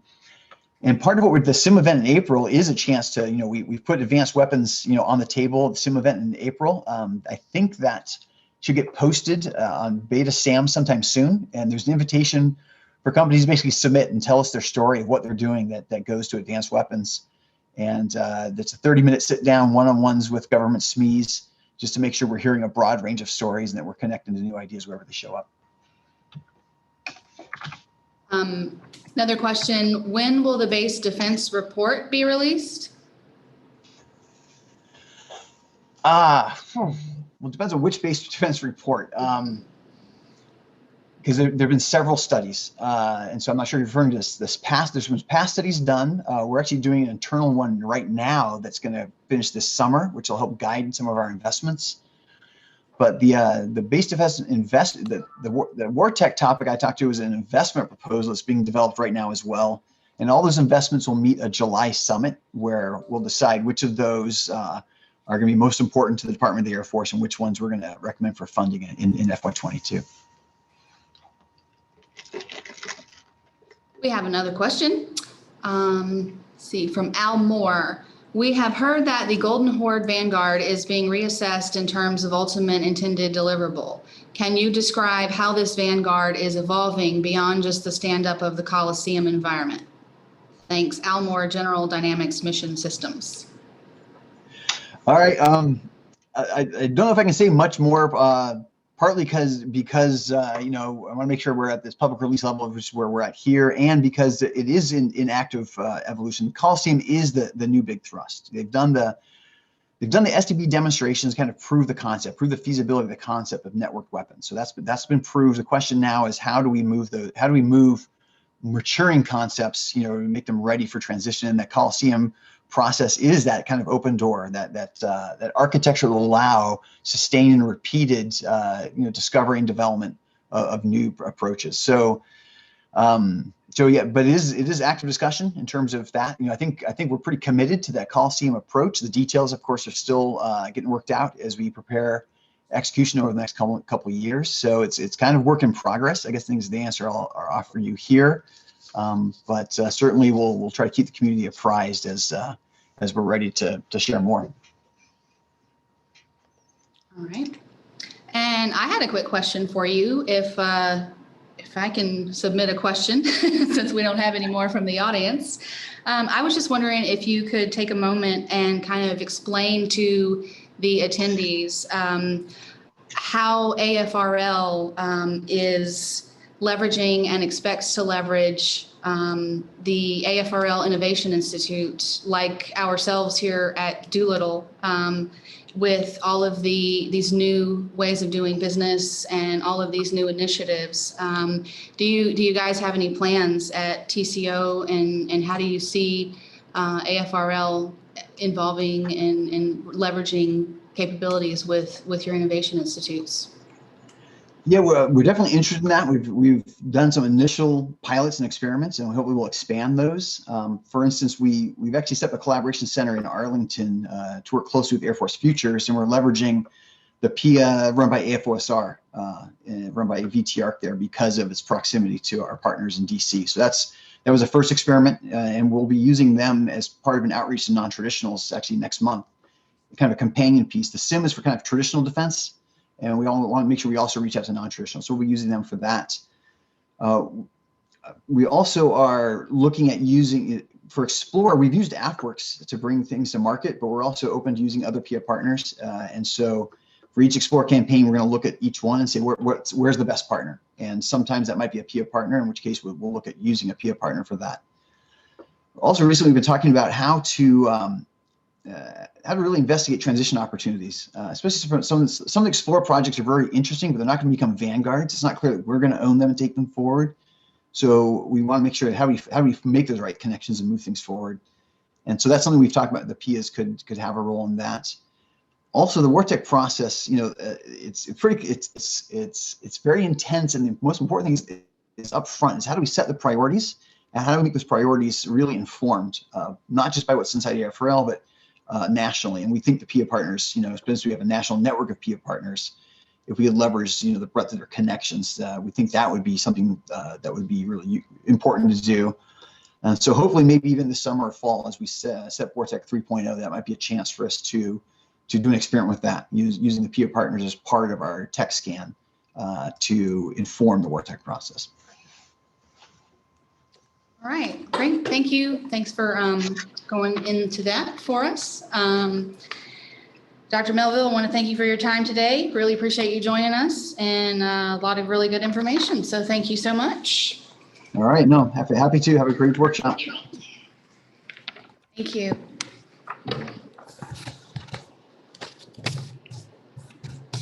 All right. Also, Dr. Melville, if you're still on, I wanted to give a kudos and shout out to Ashley that you work with. She was extremely helpful and loved working with her. So send my thanks to her as well. I'll pass it on. Thanks for all your good work. Yeah. Okay. All right. So we're just a couple minutes running over, but that's okay. It was worth it. We have up next Colonel Nathan Diller, the Director of AFWERX. So Colonel Diller, I believe you are on, and I will hand it over to you. Yeah, super. Thanks a lot. I also have with me here my colleague, the Deputy for AFWERX, Phil Hahn.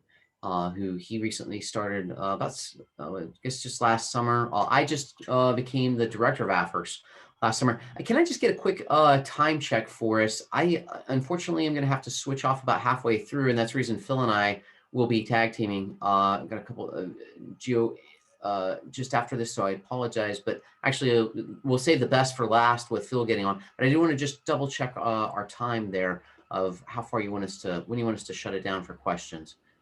So you are our last presenter of the day. Well, night. And I don't know about the rest of the people on, but I, for one, I think that everything you're going to have to say is really valuable. So you can go for as long as you like. Okay. Well, Phil, he'll start passing out beverages about 2100 tonight. So all right. Kick back, relax, and enjoy the next few hours. Sweet. All right. And there's Phil there. So I'll go ahead and kick it off. And like I said, I'll be transitioning about halfway over to Phil. But want to talk to you all, and we do want to leave some questions because there's been some pretty notable changes. One, we're part of AFWERX now with multiple different AFWERX pieces as part of AFRL. So our colleagues there in SDPE have really done a great job of blazing the trail there. And we've been doing really some good collaboration across different parts of AFRL. Just you'll see, I think we may have the wrong name labels here, but yeah, Nathan Diller here, and then we've got Phil who's showing up also as Marissa. But we'll go through, talk a little bit about the structure of the organization, some of the things that have changed over the last year. So we can go ahead and go to the next slide there. Looking through our transition, I'll just talk briefly to that. So AFWERX, since inception until last summer, was part of A8 with the initiative that was created. Last summer, the Vice Chief of Staff of the Air Force, General Wilson, put out a memo asking, as he was getting in the final months of his tenure as the Vice, transitioning us over to AFMC, in particular under AFRL, with the specific purpose to focus on the transition of capabilities, and to some degree, as SDPE is done, but our focus being much more on some of those commercial capabilities, and being able to use some of the open tools that Dr. Melville just spoke to, being able to bring in more of these companies. So I'll talk a little bit about this concept of capability development that we have been approaching with AFWERX, this general thesis here. I will talk a little bit about some of our organizational structure, the hubs, and then some of our different divisions. Next slide, please. So the mission of AFWERX, again, as I mentioned, all about transition, in particular looking at how do we create more agility, how do we create better affordability, and how do we accelerate these capabilities by teaming with the commercial technology developers out there, and as well as working closely with that network of airmen and guardian talent. Probably has been discussed. AFRL is one lab supporting two services. So there's also a deputy from space. He's a material leader at the Space and Missile Center. Rock McMillan, who is completely integrated with AFWERX as we're looking to make sure that we are supporting all the space activities that are out there as well. Looking at that vision of taking that technology, that talent, and transition, focusing on establishing those partnerships that create a competitive commercial advantage as well as military capability there across those three primary lines of effort. Next slide. So as we start to look at that, as we think about capability development, prior to my time in AFWERX, spent a couple of years on the Joint Staff. I was the branch chief for air and space requirements, taking standard requirements items through the JROC and following that big A acquisition process where we're bringing in capability from our traditional technology base, that traditional defense industrial base, using largely those Pentagon processes, working in conjunction, obviously, with the MAJCOMs as we're bringing that forward. And then eventually using that acquisition process to go across the Valley of Death, creating what we have today as our current portfolio of capabilities. Next slide. As we move forward, what we have proposed with AFWERX is a slightly different approach to capability development, an approach that looks to expand the portfolio of capabilities. Using, pick your buzzword of the day, but in many of these, I think you're starting to see some pretty notable progress across Joint All-Domain Command and Control. Interesting things happening in AI, work that we're looking to do with autonomy, obviously, things that SDPE is pushing along very quickly. Advanced logistics, we'll talk to the Agility Prime program here shortly. Hypersonics, quantum, the idea that in these emerging technologies, not only is there an opportunity to expand that portfolio of capabilities, but there's also, if done properly, an opportunity to expand our gross domestic product by partnering with the commercial sector and bringing forward some of these dual use technologies right now. If you look at a world where 80% of the research and development is happening in the commercial sector, where 80% of that research and development is, if not all 80%, a good amount of that research and development happening on things that you see here.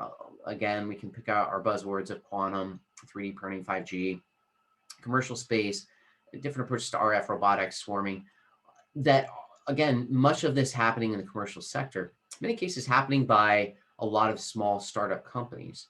What is it that we can do to be better partners to bring in that technology, to absorb that technology, so that we don't have that old adage that, I go home to a 21st century world of technology, but at work, living in many cases back in the 20th century. How do we do that? Well, one, through this AFVentures program, we'll talk in more detail to the approaches that AFVentures has been taking and potentially opportunities that I know PO Weapons has looked at. There are some things we want to talk to specifically in some restructuring. I know I've spoken with many of you who've probably experienced a few challenges in some of these approaches to outreach.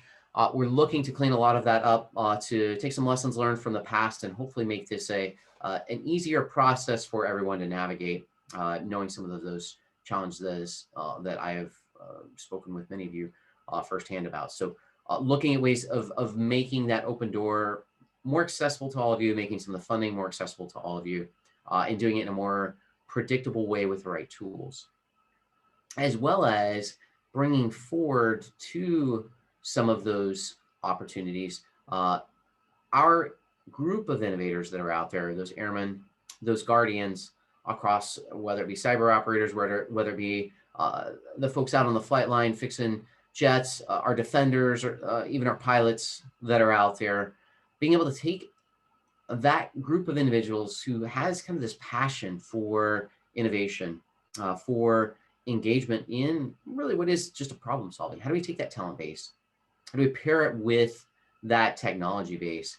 And if we do that, we start to create a capability, but unless that capability transitions across the Valley of Death, we don't actually field it to our warfighters. And so the combination of AFVentures and Spark creates this foundation that if we then have these multiple different approaches to transition that we'll talk through with Prime and in particular with Agility Prime, this is a very serious business that you're all engaged in, right? You're taking the treasure of the American taxpayer to purchase weapons for the American warfighter.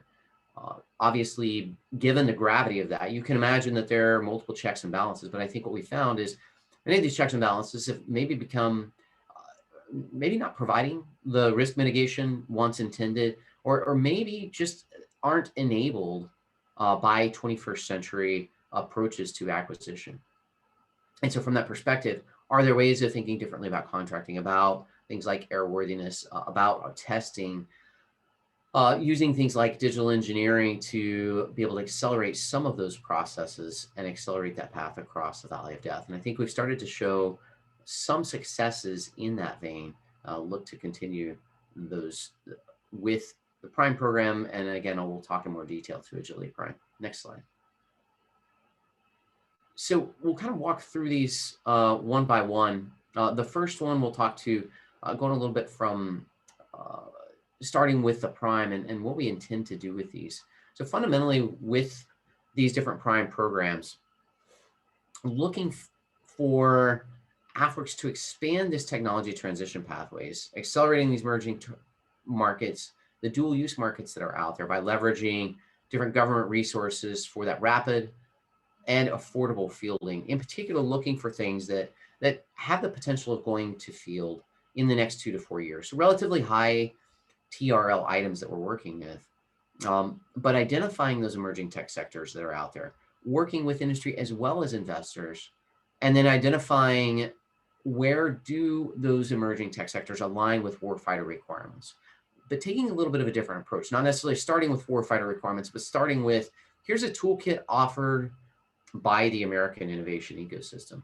What's in that toolkit today that if when we look at cost, schedule, performance, if we start to prioritize schedule a bit more in a world where we are looking to accelerate change or lose, we might take a slightly different approach to our requirements generation. That when schedule becomes a key part of that requirement, it may change slightly, and it may require innovation less by the technologist or by the engineer, and may potentially more innovation by the operator in the concepts.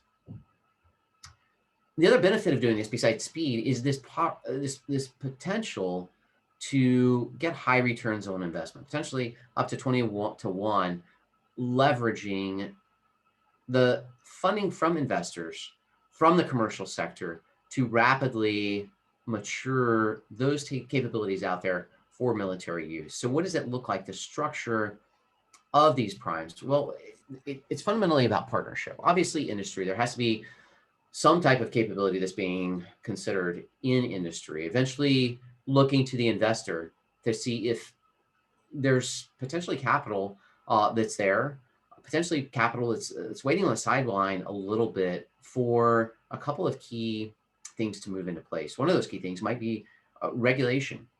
And so the interagency, having an engagement with the interagency on those nascent markets, where if there were some collaboration across this massive bureaucracy that often is regulating these emerging markets, could that actually open up the market sooner rather than later? Looking internationally, in some cases where there's capability internationally that we may not have internally, or where there's opportunity for developing partnerships. I spent time, almost a decade, working on different parts and pieces of the F-35. And as briefing the vice chairman one day, he made the comment that it's very much a Department of State tool. How do we potentially use some of these dual use technologies that allow that tech sharing in ways that we might not be able to do with some of our current technologies? These last three, the laboratory, acquisition community, and warfighter, those are ones that we control more internally ourselves. Having the lab obviously assess technical criteria, having the acquisitions community know all of those abilities necessary to take something to the field, and then eventually the warfighter actually providing the demand signal. Next slide. So that is the general structure of what we see as those prime programs.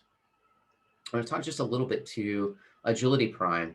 And so, right, this is this discussion of the Air Force's Flying Car program. And first glance, probably a lot of folks look at that and say, where does this make sense?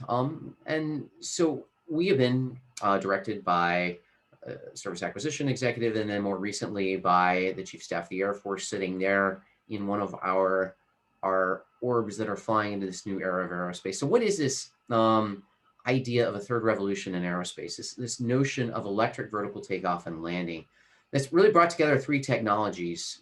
As we looked at the first revolution in aerospace, being able to take a reciprocating engine, cloth and fabric materials, and cables and push-pull tubes for control. Going in the second age of propulsion systems in the jet age with hydraulically augmented flight controls and aluminum or titanium manufacturing. Looking at this new age, this ability to take distributed electric propulsion as a different approach for designing aircraft, of being able to take things that have happened in autonomy and microelectronics, things happening with simplified vehicle operations where we think differently about what it means to be a pilot. And then in manufacturing, being able to use the advances in manufacturing and in materials, whether it be composites or additive manufacturing, to think differently about how we might rapidly produce these in the future. Why is the Air Force doing this? Well, one, strategic.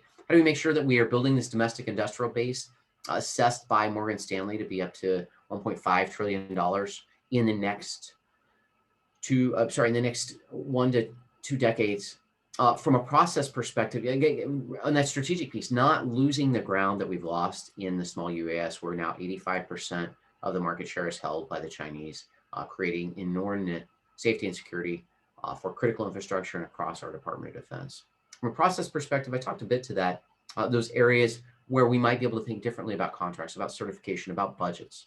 And then from a product perspective, actually a desire to field different approaches to runway independent air mobility, things that came out of the Futures Games, things that have been played in the Joint Staff Globally Integrated War Games, looking at 27 different use cases. So how are we doing this? Well, it comes through this collaborative risk reduction, looking at the technical risk by offering use of our ranges, our airspace, potentially our flight tests, our engineers, looking at regulatory risk reduction through creating opportunities for airworthiness that offer an early look to companies eventually going to the FAA. We want that early look because it allows us to actually operate the vehicles for Air Force testing. And then in doing those operations, we actually create some risk reduction financially as we're doing operational development, operational test, and potentially even some near-term use in the next couple of years as we're approaching that FY23 fielding. So since we started this program, we've had 20 plus companies apply. We've done a couple of airworthiness approaches now, 3 different airworthiness still in process. You can see well over $100 million in contracts that are out there with these small businesses. And this co-investment that's happened, well over $1 billion invested in vehicles that we ourselves are looking to field. Standing up training with Air Education Training Command, establishing simulators, those delivered in some cases just last month and will continue to be. Delivery of hardware, we actually have a 2-ship right now in Ohio, just outside of Wright Pat, with a charging station, on the first electric charging stations. So that all together, hoping to accelerate this capability, and this being the first of many. I'll go ahead and go to the next slide, and we'll talk just briefly, and I'll pass it over to Phil here, in assessing what some of these future primes might look like as we take this approach. We've talked to space, and I'll let Phil talk a little bit more, some of the work, particularly in autonomy and some of these others that are out there. So thanks for the time today. Phil, over to you as we look through one prime, and then we look to some of the other approaches here. Sure, thanks, Nate. How do you hear me? Loud and clear. All right. Okay, well, yeah, I'll just continue on a little bit with going through some of the primes that we have out there. As Nate was saying, the transition of the technology over the Valley of Death is something that we're looking at in any one of these major technology fields that obviously has interest from the private sector.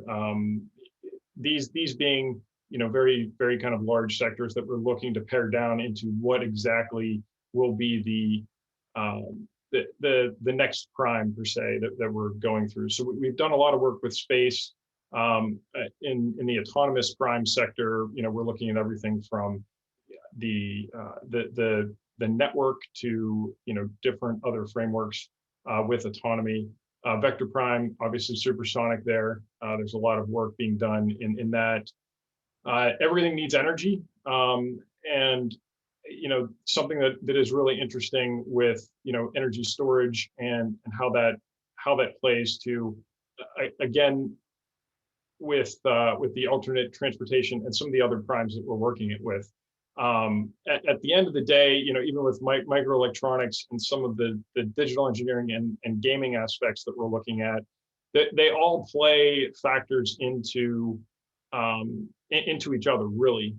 When you look at, in the autonomy prime or in the agility prime space, for example, there's certain areas of energy that we're going to need to look at that are shortfalls into the future. So these are just some of the initial primes that we're looking at for what's next in the sector. So how do we do that? How do we fund these opportunities that are out there? So really, that's where AFVentures comes in. Understanding how we can leverage both commercial technology. How do we get out into the industrial base of the United States, and how do we provide that ROI to the taxpayer? Really, the approach that we've used currently to date is opening up the SBIR process. So anyone that has been around for a while, obviously understand that the silver sitter process is something that has been around, but we've added a little bit with the open topic, right? So gone from several hundred awards a year to into the thousands for the phase ones for the feasibility studies. So that is up to 50K award with 3 months to basically find, is the technology that startup company or that commercial entity is working on, that small business, is that something that is appetizing to the DoD or different parts of the government.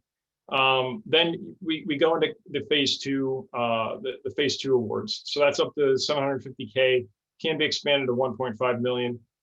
We also look at matching funding. This is where we start to get into really leveraging the economic power of the United States, of the venture capitalists that are out there, and other private investment. We do about 300 to 500 awards for those a year.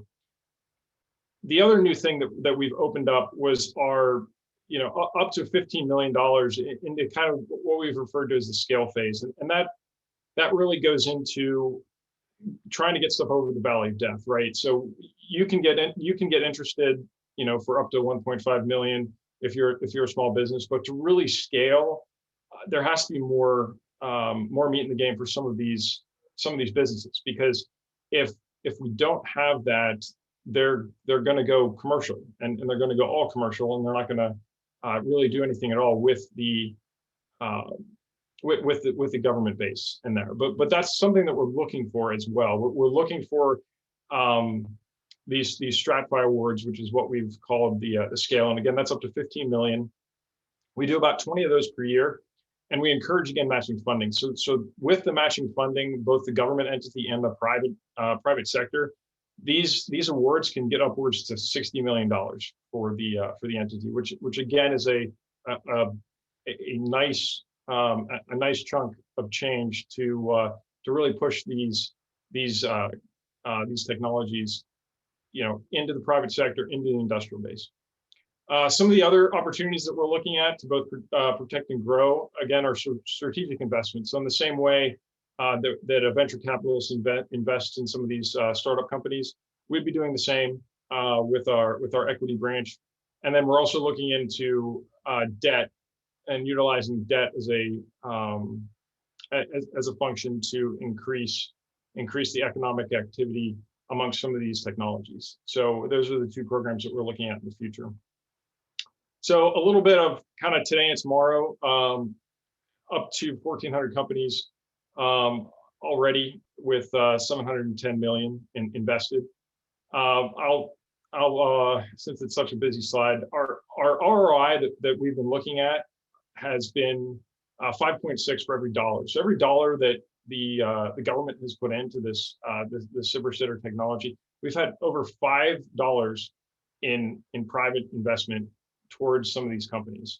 So again, you're not going to find that ROI really anywhere in the government, but it just shows some of the power that we've been able to utilize when we're utilizing these dual use technologies. I mean, no longer is the day where we can really take the time to develop a lot of these technologies internally and do that step function of, this is what we want, write it down, write down the requirement, go through, because by the time we go through our process, the technology is already old.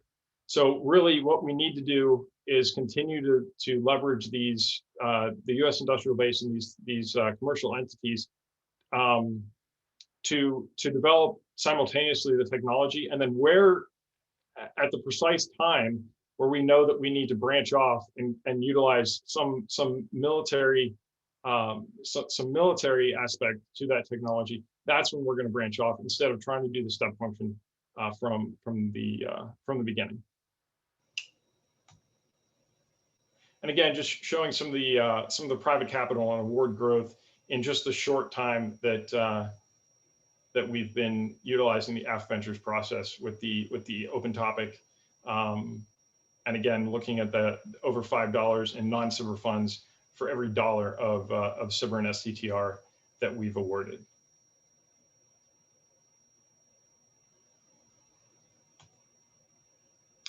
All right, I'm not sure how much time I have left. I'll go through Spark and some of the mission and structure there. So as Colonel Diller said earlier, really Spark is all about the network. Spark is all about the airmen. Spark is all about getting the problem set and the talent to work through innovation. So we really, in here we have, we're all about empowering airmen, increasing the talent and increasing innovation and increasing transparency in the problem set of what that is. So how do we do that? A little bit with the network. So the Spark cells are the semi-autonomous cells. We have over 80 of them throughout the world.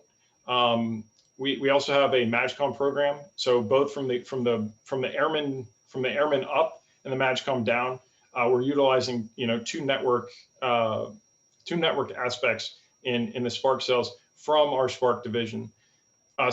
Spark Tank is where these problem sets and some of the innovations that are coming from the airmen can really come to fruition.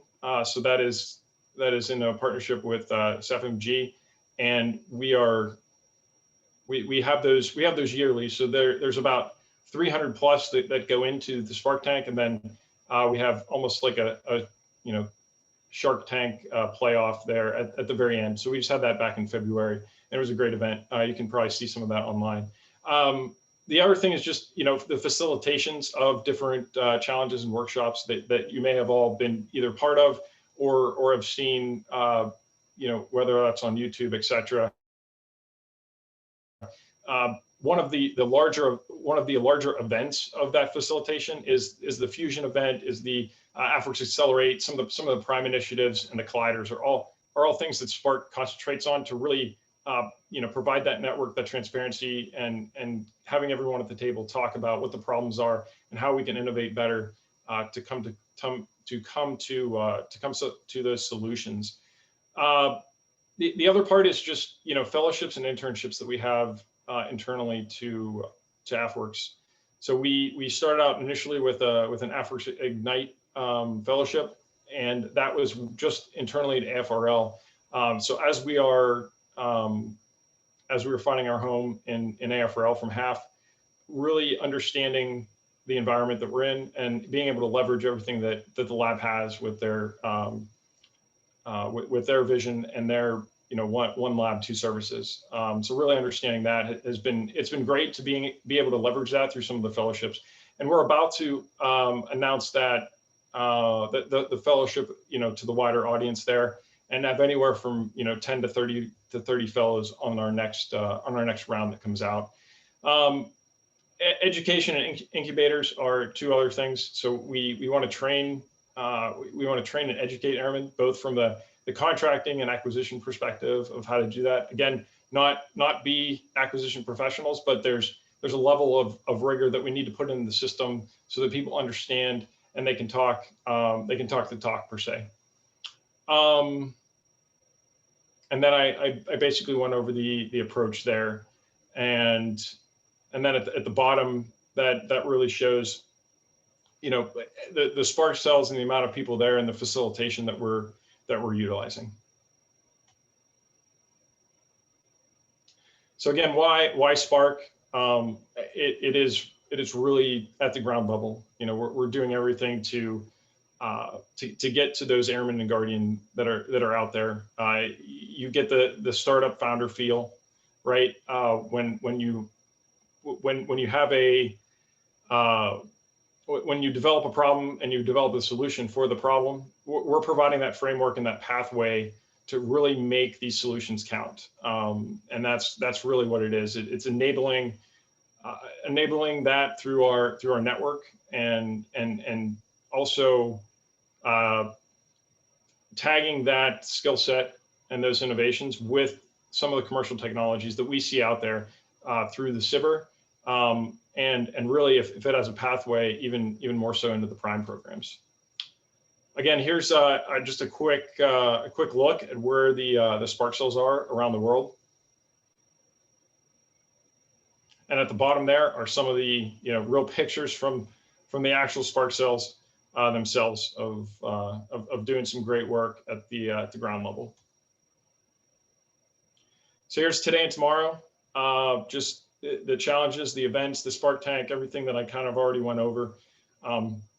We see this as goodness, and we're just going to keep expanding it out to touch as many airmen and guardians as we can, because really providing that framework to allow the innovators out there at the airman level, providing that a pathway to success and a pathway to solve some of these problems is really why Spark exists in the first place. Here's our structure. So when we merged, we have our three divisions: Prime, Spark, and Ventures. We have our international operations piece, both from the financial management side and the contracting side. Those both have their divisions, and this is similar to the structure of anyone under AFRL. The SBIR execution has all been absorbed. The former SBIR COE is now underneath AFWERX as SBIR programmatic execution, and then the financial management and contracting functions are also underneath those respective divisions. Then we also have a technology and data analytics that is fairly interesting. This provides the back end to utilizing some of the commercial technologies, whether it be Salesforce or Smartsheets, or even the Google platform that we run on. We've really found a lot of the keys to success are with some of the technology tools, and working with the software factories out there to make sure that we can find a pathway for some of the airmen that are out there that need some of these commercial technologies that are software based, getting them hardened, getting them through the pathways to get them on a network that is needed. So we help alongside that as well. We have a few hubs that we're looking at, here's the hubs. We're obviously looking at additional ones as we start up, whether it's more co-located efforts like we are with in Silicon Valley with DIU. Austin, we're down there at the Capital Factory with Army Futures Command. We just opened up Digital Dayton Works and the Space Works out in LA Air Force Base and right in downtown Dayton. So that's co-located with the SBIR SITR program execution office that is now that is there. All right, so that was a lot we threw at you. Sorry if I went long. I wasn't sure exactly what my time frame was, but I can take any questions that you have. All right, so we have a few questions. I'll just read them out to you if you'd like. Cliff Banner, I asked this question of LCMC EB, I think he meant, who had no answer. AFWERX is spending a lot of effort on EVTOL, which is the AFLCMC office for EVTOL, UAS, UAM acquisition. Who are the primary MAJCOM users for those? Okay, I don't know if I've really understood the question. Yeah, we are doing a lot with eVTOL. You know, that's obviously Agility Prime. We're working with LCMC in that as their PEO, and we're hoping, as going back to kind of that original.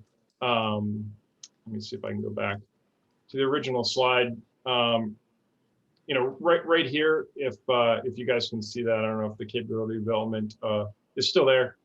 But so in the expansion transition pathways, we are looking for PEOs at that point, right? So as we're expanding out the technology, we're finding these dual use from the industrial base. We're finding these areas, you know, working with the Morgan Stanleys of the world that are obviously doing this type of investigation into what from the private sector is really interesting as well. So we're working with those entities in really all parts of this. But once we get to the prime sector, we're looking at you know, what is the PEO that could transition some of this technology. And so we are working with LCMC and PEO mobility in the Agility Prime electric vertical and takeoff to hopefully transition some of these aircraft. So we, as Colonel Diller mentioned, you know, we have 3 that are in going through flight worthiness right now, 2 that are a 2-ship that's actually in Dayton right now. We have the picture that you saw earlier was down in Austin with the lift aircraft. There's Beta, which is up in Vermont. There's Joby, which is out in California, and all of those are, you know, commercial companies that we're looking to, you know, hopefully in the very near future transition over to military partners. So we work a lot with the PEOs in each case of these, and as we are working with additional primes, we'll be looking for PEOs to kind of transition that technology to. So we work that up front, as Colonel Diller did with Agility Prime. Hopefully that answers the question. Sorry if that was it. All right. We have a question from Melissa of Boulder Flight Systems. She says, we have been awarded a phase 1 for Agility Prime, but then left completely up to us to engage with Air Force customers who don't understand why we are contacting them. How is Agility Prime different than a regular SBIR STTR? Oh, that's a good question. So in the context of we were awarded, am I speaking to a company? I believe so. Yeah, Okay. it says Boulder Flight Systems. Okay, perfect. Okay, yes. So in that case, are we different than a normal SIBR sitter? The answer is no. There are, you know, for the, I think, did she say STTR or SBIR? She said, how's it different than a regular SBIR/STTR? Okay. And then update STTR. Okay, yes. So if you were awarded an STTR, so how we've been working with the STTR program. So obviously it is now all housed under AFWERX, and so as far as how is it different than any other entity, it's not different than any other STTR. The initial sponsorship and everything is done and promoted by Agility Prime, and if you have various, I guess so if you're doing the initial STTR, there is an interest in the technology, and obviously the folks that are reviewing and approving some of these STTRs, you know, you approve them for, you know, for the merit, military utility, and commercial utilization. So that is kind of the beginning there, and then it's really, you know, up to the company to work to find that commercial or that military partner. So we've incorporated technology, or we've incorporated our own to better help make those introductions. Again, that's part of the Spark network, is finding the airmen where, you know, this is a very creative solution, and finding that for the Agility Prime community. Again, that's where it's kind of concentrated at. I encourage you to get on. We have a union VC, which is a kind of like a Slack type channel that we're utilizing all of our commercial technologies, the relationship management there. So I would encourage you to get on Union VC and reach out to some of the folks on there if you're having problems finding a military partner to help work some of these efforts.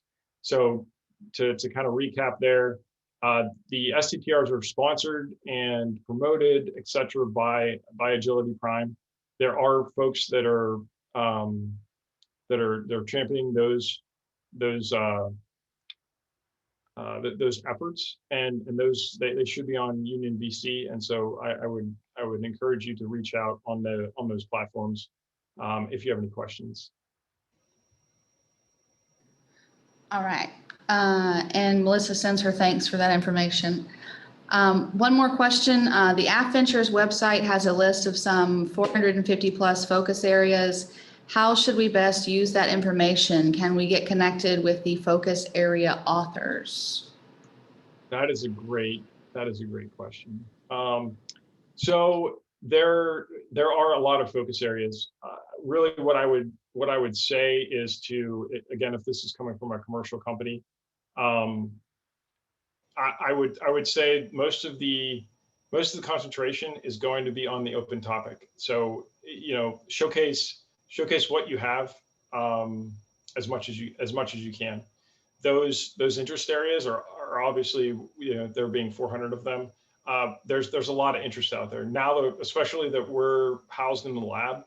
There's a lot of expertise that we have access to help from a technical evaluation point. Again, there's three things that we look at when we're evaluating any of these proposals: technical merit, commercial viability, and military utility. So they're all weighted equally. We look through all of those. Again, the majority of the majority of what we're concentrating on is the open topic. So really showcasing what you have as a what you have from a commercial entity, how it could possibly be used as military utility, and then that you're technically sound. So that's really what we're looking at. Some of those interest areas are obviously again, they're interest areas. The only other thing that I would say is as we're holding pitch days, as we're holding other areas that are concentrating, or if you have a legacy topic area, you can look at those. But if I were to kind of suggest something, it would be to really showcase your technology, trying to utilize those three main topic areas.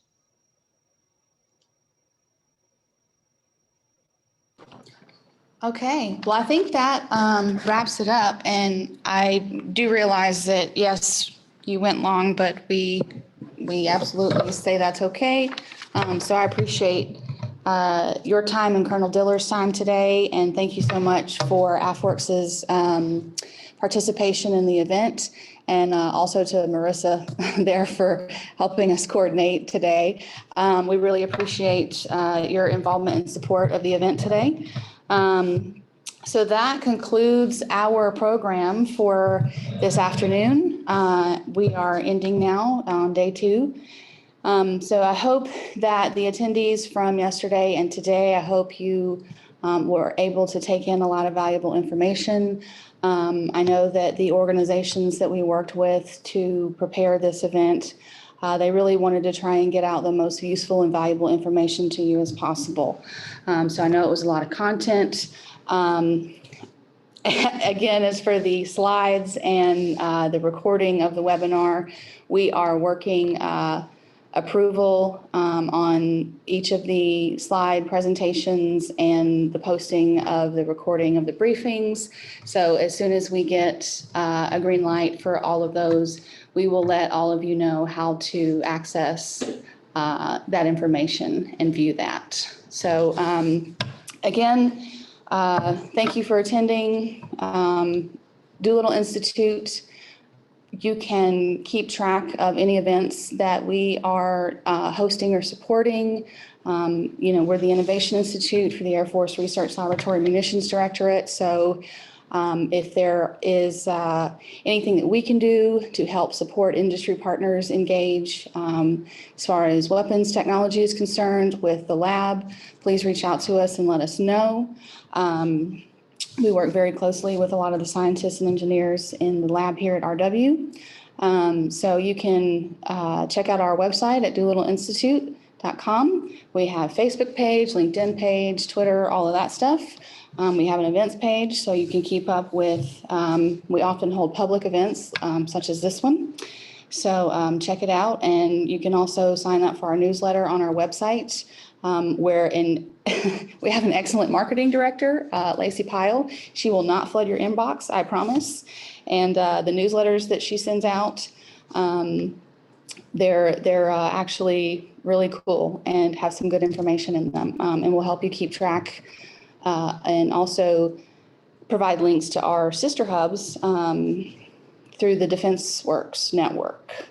So that is all we have for you. So I will sign off for today, and thank you again. And we'll be letting you know about those slides and the recording.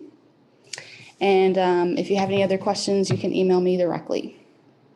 Thank you so much.